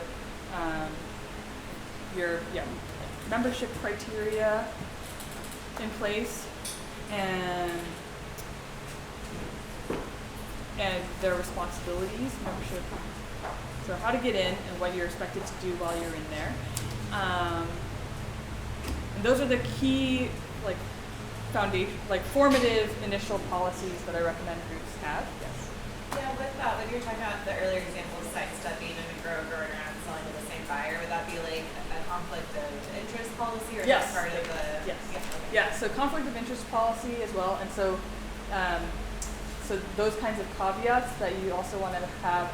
So you want to have your decision-making policy, and then within the decision-making policy, your conflict of interest or modified decision-making process, and then separately, like, a conflict of interest policy. Yeah. So those are the main ones for starting up in terms of policies, and then in terms of, so earlier I mentioned those startup processes that are for legal reasons, and then the sort of more soft agreements that you want to have. The ones that I recommend are having an interim decision-making process, which is different from what you might have formally for the board and everything, right? But in the meantime, you just want to make sure everybody is on the same page about how you're making decisions. What counts as a medium for weighing in? Is it email, text? It has to be in person, right? How much notice does someone get? Because a way that I've seen groups exclude members in the beginning stages when these things haven't been fully formalized is through this, like, broken kind of communication system, or imperfect or unequal, which is where it's like, oh, but I texted you, and it's like, you just texted me 10 minutes before this meeting that you called for quorum. So being clear about the decision-making processes, including what are the different media that count for informing someone and for documenting the decision. You also want to have a conflict prevention, mediation, and resolution process. So prevention is it speaks more to that process of developing your culture. And when I work with clients, I ask them actually to start out with thinking about what helps them show up as their best selves. And that's just, opens the door for people to talk about, like, I need sleep, I need food, and it's actually a helpful starting place to then think about the operations and the demands of startup in particular, where it's like, are you having so many meetings back to back that people are not able to eat? Are they like having so many responsibilities to write the bylaws and talk about these processes that while they're also working their other job, that they're not able to sleep? So having that conversation in this really basic form, and then using that as a platform for thinking about how you're going to be working together in the early stages is going to be the most compassionate thing that you can do, so that you can have sustained work together. And then also, what are terms for departure? And at this point, usually at the beginning, if there's no money exchanged, it's oftentimes part of this resolution process, is identifying, like, if you were neighbors or friends with someone and you came together to work on this project, which you both had really high hopes for, but then decided that you're going to part ways, what is your resolution process that still helps you maintain your relationship right, in your community or however else. Identifying what you both want moving forward, even if you're not working on this particular project together. So, I do recommend that. And then just having an organized record keeping procedure, which in the days of Google Drive, organized record keeping, yes. Now that we have all these like cloud and online ways of keeping documents, people I find will just rely on the search tool for when they're like, I'm gonna look for that meeting set of notes. You want to have it organized in folders that people can recognize and all of that. You know, it sounds really basic, but I myself do it all the time. I just had to like inventory my photos, and I was just like, oh my god, still like reaching out to people from a conference like 5 years ago, being like, I have a thumbnail photo of this, but could you send me like a high resolution picture? So yes, just keeping on top of your record keeping, even in the early stages, is really important. Okay, so we have 35 minutes. I'll just make a plug for the assistance providers that I highly recommend. Co-op developer, to help people go through this whole process and know what steps to take, who to reach out to, and facilitate these conversations. I find that people who are even skilled at community organizing or bringing other people together, it's hard to facilitate as a participant, and it's nice to just have, someone else, a co-op developer or other facilitator, to help have those conversations in the moment, but also to make sure that you're having those conversations. Because I've also worked with groups where they're like, yeah, we see each other all the time, and I'm like, but I also know that you're just having conversations about the immediate fires that you're dealing with, such as the sheep getting out of the pen, or like the new irrigation line. And so having someone who can be there to keep the group on task and on track is really helpful. So co-op developers can do that. But also, as I mentioned, so there's these like soft areas of work with co-op development that are in service of the policies that you might create. And so you do want to identify like an attorney who specializes in cooperatives to look over your bylaws and help with the board to understand its fiduciary responsibilities and things like that. But I also, and I wish a client of mine was here or something, but across the board when I talk to co-op members, they're just like co-op developers are like, I wish I had them earlier. Because it's being able to get into the group dynamics and understanding how the group will relate to each other, but also the community that it's nested in, and just accounting for the co-op ecosystem that they're a part of. The co-op developer is going to help with that and help people actually like live the policies that they've created, right? And it's part of accountability, it's part of the functioning of co-ops. So don't take the co-op developer for granted, even though the business planner, who I also recommend, who does like the feasibility study and assessments of costs and things like that, that's a technical skill where it's like, people are always like, yeah, that's clearly a thing I need to do because I need to figure out how much this costs. Or getting the CPA, so the accountant who knows how to set up the bookkeeping structure. Super important for agricultural producer co-ops, because if you're all contributing and selling through the co-op and you're selling different amounts, right, you want to make sure that all of that is being tracked and that then people's equity shares, dividends are accounted for. The attorney I mentioned, so yeah, those people have these like hard skills that people more easily are like get behind and like, yes, I need those people, but I will say co-op developers. I don't know, Jose, you've worked with co-op developer, right? Have you worked with a co-op developer? But I'm great, right? Anybody else? Not in this room. question on that, finding the right people, like, is there a list of maybe Southern California, like, companies that the co-op development or Center for Development has offered? Just CPAs, attorneys, people who like get the nuance, especially with farming too. Yeah, I mean, this has been like I feel like it's a very old conversation, and I don't really know where it's at. I know for worker cooperatives, they've created not a Rolodex, but it's like they have like a group of people that they recommend. But the co-op conference is going to be the best. I just don't think that any of it's been written down, even though we keep sharing it again and again. But that kind of archive of providers, or like a yellow pages of providers, I haven't seen one. But yeah, the co-op conference is going to be the best way to meet those people. Yeah. I'm trying to think of anything else that I want to mention before we move into the Q&A. I think maybe what stood out to me earlier was just about the membership requirements and how you want to think about your mission and vision and scope. Sorry, I'll get to your question. Or do you? Not stretching. Okay, yeah.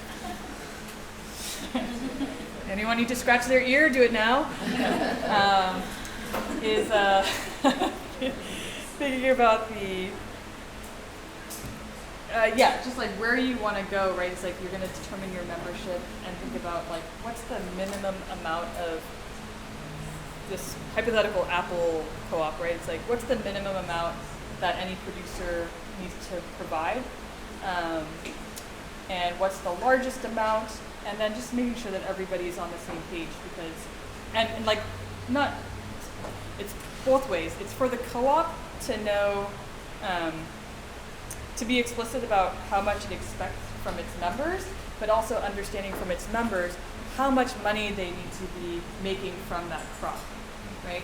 And then in certain areas of production, what I've seen is like, how much is the co-op willing to help a smaller producer who thus then don't have the economy of scale to have a product that they can sell at a lower price? Like how much will they how much can the co-op assist that grower to get to the point where they can be a part of that co-op? I think is also a consideration.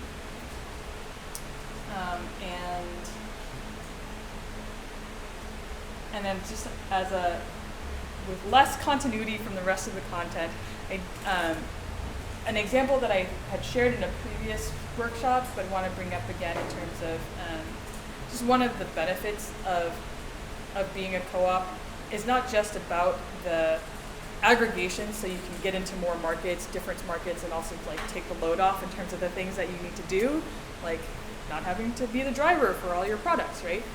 But also, I shared this example of my friend Erin, who's a dairy producer for Organic Valley, and that what they do is they give a pass to all of their farmer members for once a year if they have some sort of failure in their production and meeting what they're supposed to contribute. So what happened for her was that she had like $20,000 worth of milk that was going to be picked up, but the generator for the refrigeration of the milk, that went down. So when the Organic Valley driver came to pick up the milk, it was just all ruined, and she was like, "That's $20,000." But the co-op, because of how they've structured their finances, they were able to give her that pass to say, "We will still pay you the $20,000, and so help you through this hardship." And so she was able to then use that money to fix her power line generator. And so I wanted to share that before we moved into the Q&A, just to at least give an example of how the cooperative benefits aren't just in the operations and accounting for like your flow of product, right? But also in these times of emergencies when we need each other, right? Just like in community, it's like those emergencies are when we can show up for each other, and it's nice in the cooperative where there's already a structure for it. You're already a member. You can give you the money through the channel that they already would, and it's there. So I wanted to give that example before we move on to the questions that will probably be about more challenges. All right, so bring on the questions. Or we also have some of them here. How about we just take a 2-minute break to refresh on like drinks and things? Yeah. So 2:36.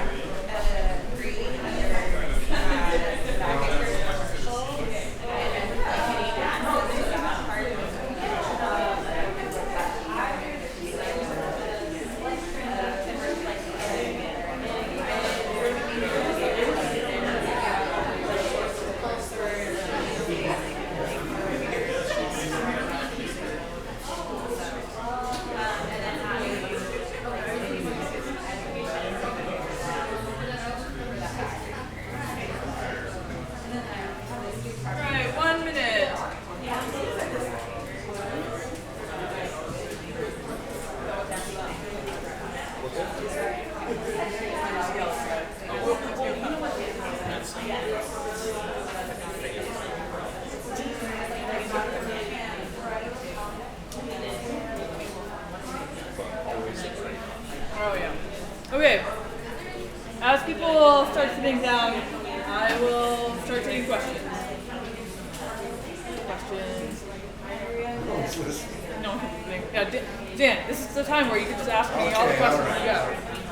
Well, I mean, like in my own situation, we have some people that think our group should be focused on increasing productivity. Others that say, no, we've got to use politics and change the way that the California Avocado Commission is handling our marketing and allowing imports. And then others say, no, we should be more vertically integrated. And, you know, and I'm trying to combine them all. Yeah. I'm trying to listen to everybody because we are a membership. It's not my company, it's theirs. You know? And it's like, okay, how do we, I guess we gotta go through an assessment process. Yeah. Okay, that's such a great point. I'd love for everybody to learn from this. All right, folks.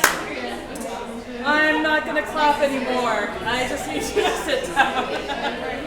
Class.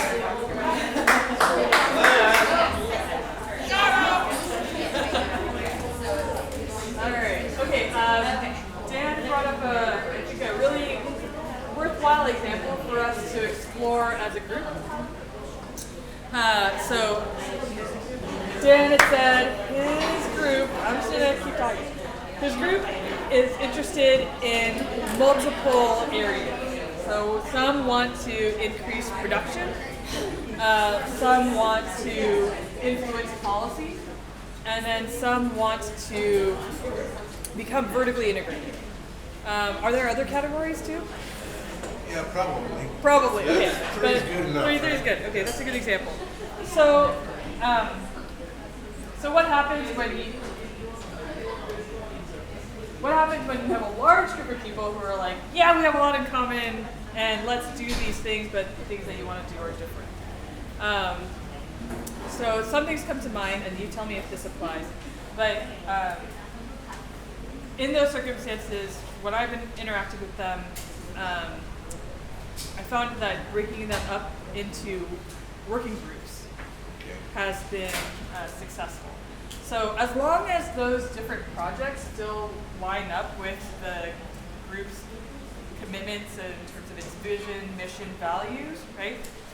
Then you can have these different working groups, which has helped with training up more leaders, helping people develop the skills for project management, and ideally having a way for them to have some kind of mentorship or using it as a learning opportunity where there is someone who they can talk to refine those skills or develop them if they don't have them, right? Just saying, as much as we can say yes to each other, it builds positive rapport, right? So we said yes to those shared vision, mission, values, and as our membership brings up ideas, saying yes helps create a culture of like positivity, can do, and also again developing the skills that people can translate also into their own businesses. And then also this is an opportunity to be clear about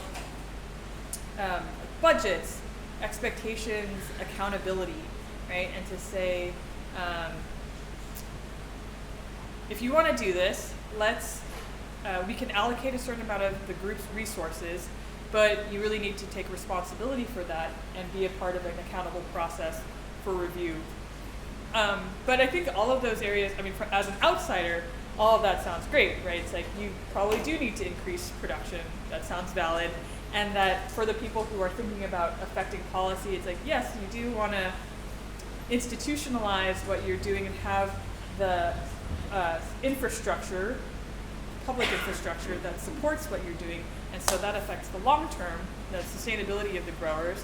And then the last one being vertically integrated, it makes sense as a group that is facing, large corporate consolidation, and companies that are also vertically integrated, and also if you're anything like what I'm experiencing is that because of corporate consolidation throughout the supply chain, anything that could have serviced the scale that I'm at no longer exists. So there is a lot of pressure to create the vertically integrated structure, not just to meet immediate needs, but probably in the face of what we're seeing as this trajectory of the elimination of mid and small size producers.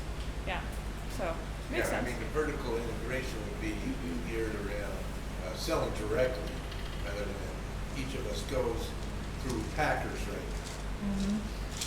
And then so we pick our fruit, put them in bins, they bring the bins to the packer, or the packer picks up the bins, they pack it in 25-pound lug boxes, and they sell them to the grocery stores. Well, we want to be the guys that sell them to the grocery stores, because that's the only way that we see right now as to be profitable. Yeah, that makes sense. Being able to own your means of production throughout the process will give you not only more control and be able to communicate with your customers with greater transparency, but also you're hedging against a very near future where also those options are probably going to be more limited. So how does that land for you? Like the idea of having these working groups and... No, I think that's a good idea. I mean, we, at the very beginning, we set up committees and we had people heading the committees, and then it all kind of just faded away. And when there's 25 of us, now we got 200 people. Not all 200 are growers, so they're partner members, we call them. Yeah. And I think something that is worth having for a group that is starting up, right? You officially were incorporated December of last year, right? Yeah. Right. So you're still trying to build rapport, commitment, culture, and I think that's where we need to recognize like how much we're willing to give into and offer from a more generous stance. Because my experience with groups like that, where there's people who have a lot of ideas, want to start something up, but they might not necessarily have the skills, or again, it's about accountability. being the organizer and person who shows up to say, I really want to help you make that happen. What are the things that you need? And then offering really specific things like, hey, what would be really helpful for the group to know is what the budget is for this. Can I help you find an appraiser or someone who can make that assessment for you of how much it's going to cost? Or ask them, like, do you already have someone, right? So there is that proactive generosity that as initiators and organizers, I think we need to just recognize that we have to put in at the beginning for a startup, right? Like the active creation it's not just putting two pieces together.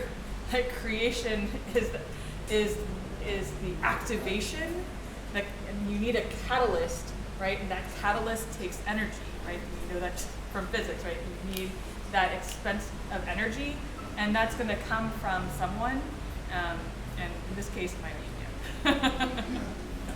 Makes sense. Other questions? Easier said than Yeah. I might have been in the bathroom, not sure if we touched on it yet, but can you speak on having a cooperative structure within a nonprofit? All right, so cooperative structure and nonprofit. So I'll say that with nonprofits, it's very loose. And I've helped a lot of nonprofits start. And they're just like, whoa, I realized like, I thought nonprofits were a certain way, but it's just that they were done a certain way. And people just kind of kept copy pasting that template, or that's where they worked in, and so they kept repeating it. But actually nonprofits are very flexible in how they're structured. So in that sense, you can take models such as worker cooperatives or the producer cooperative model and apply that to the nonprofit. I mean, the difference with the producer co-op model is that within the nonprofit, you wouldn't necessarily have that differentiation between how do I think about this? In terms of the people working in the nonprofit,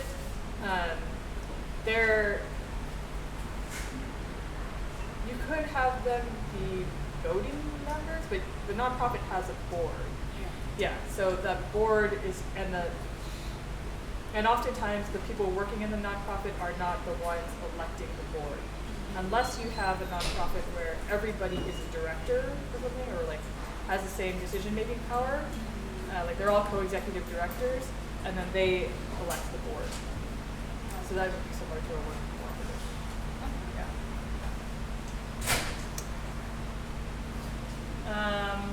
I have a lot to say about that. I guess I'm just sort of like, how far do we dig into this? I think with that, you still learning from the worker co-op model.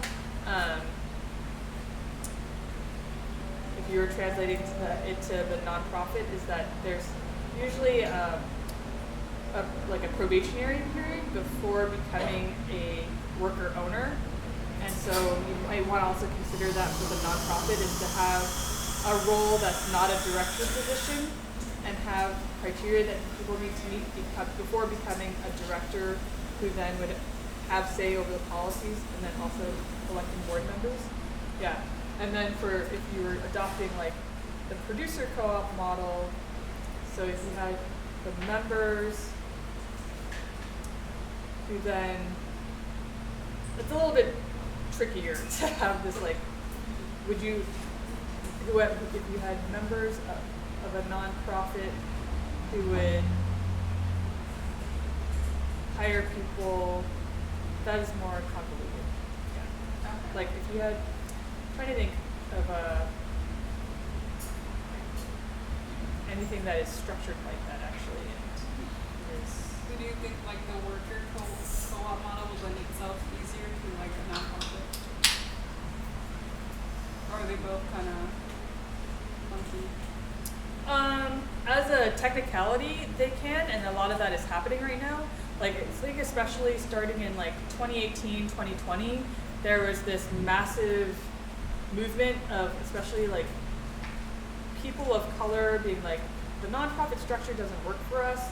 We just keep being hired for like these executive level positions, but don't actually have power, or like we're hired into these roles where we're used as like the face of the nonprofit, but don't actually have any power. So there's this kind of like move to make everything horizontal.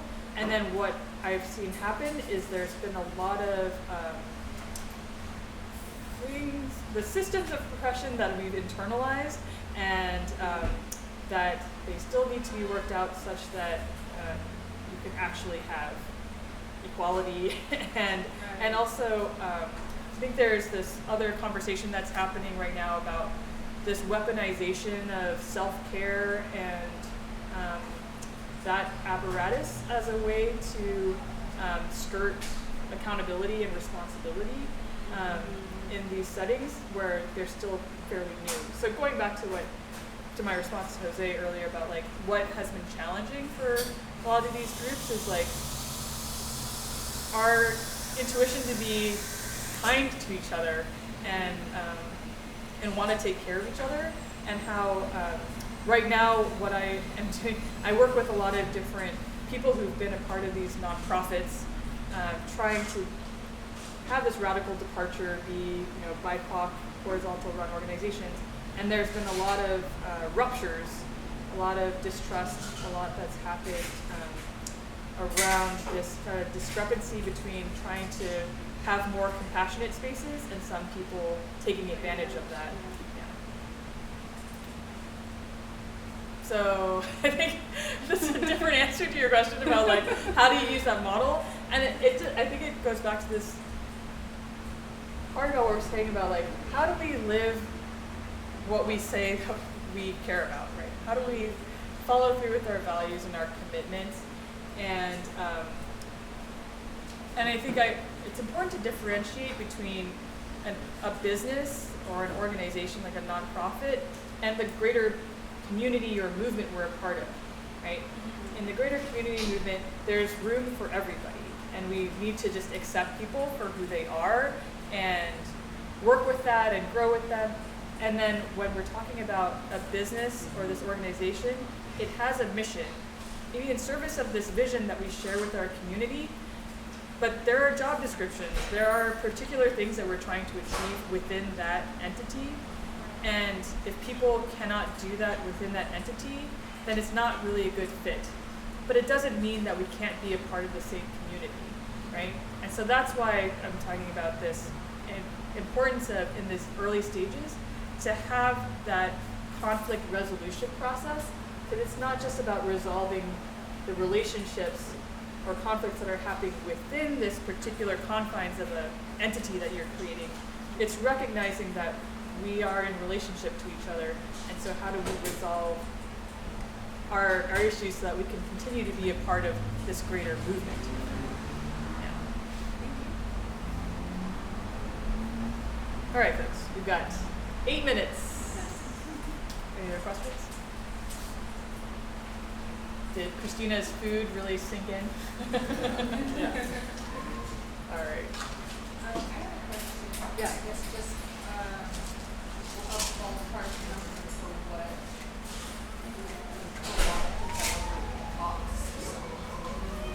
Oh, that's a good question.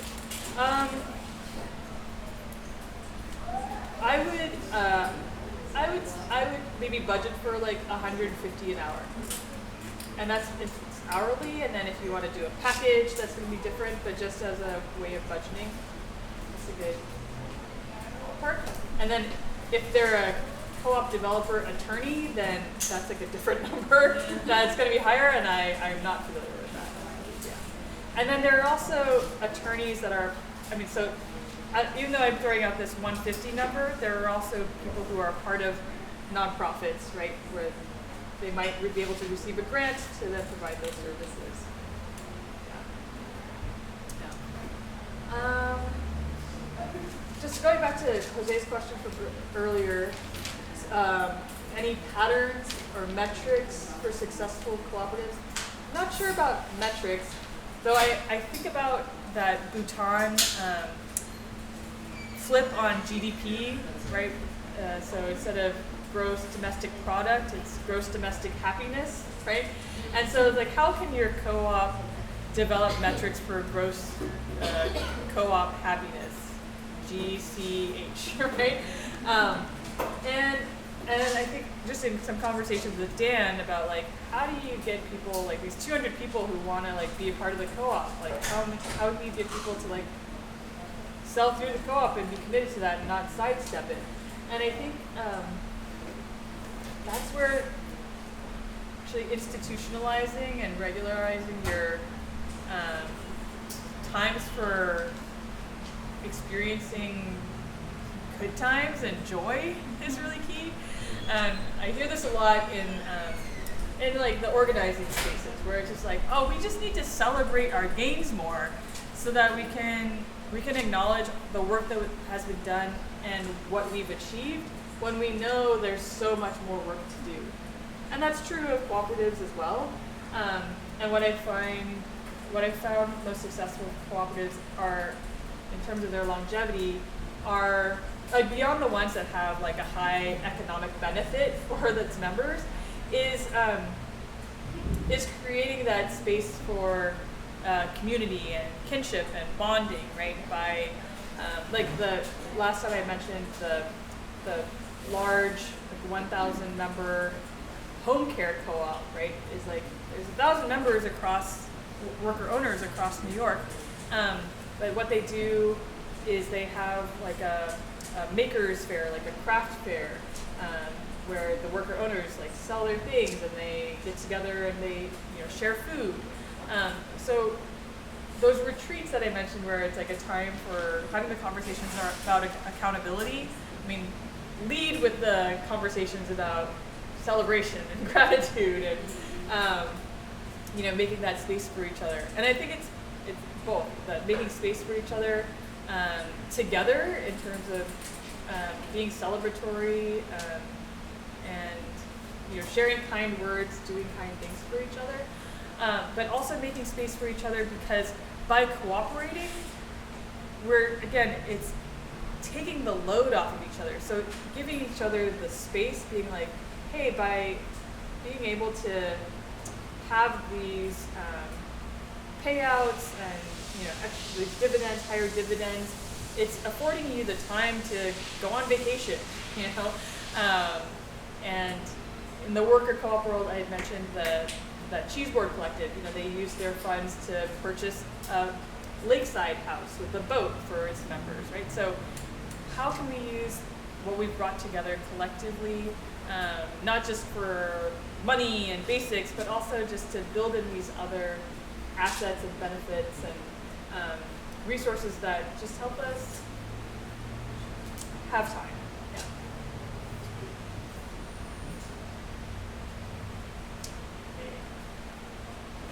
Yeah. Very specific. Are there any childcare cooperatives that you know about? I feel like we're missing in our marketplace. Yeah, for sure. I know that like Suparna has talked about trying to create one in San Diego. They do exist in other places. Yeah. There is one in Mission Hills, Hillcrest, Mission Hills, on Washington. There is a co-op, co-op preschool. Not too far from you, so. All right, I'll look it up. Yeah. There are other. They run one kind of model, and there are others as well. Yeah.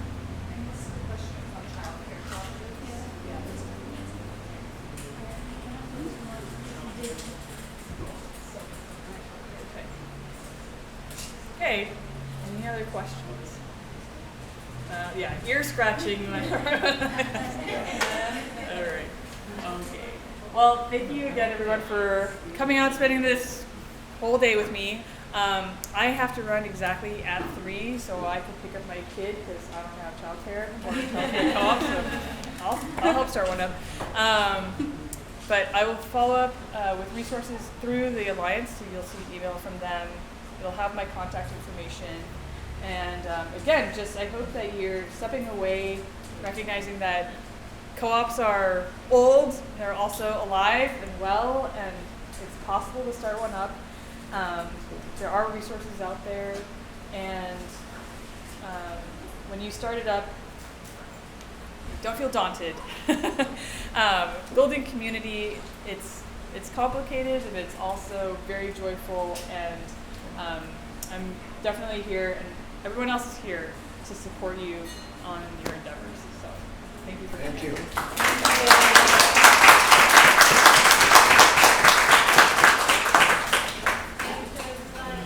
For coming today. If you can please drop your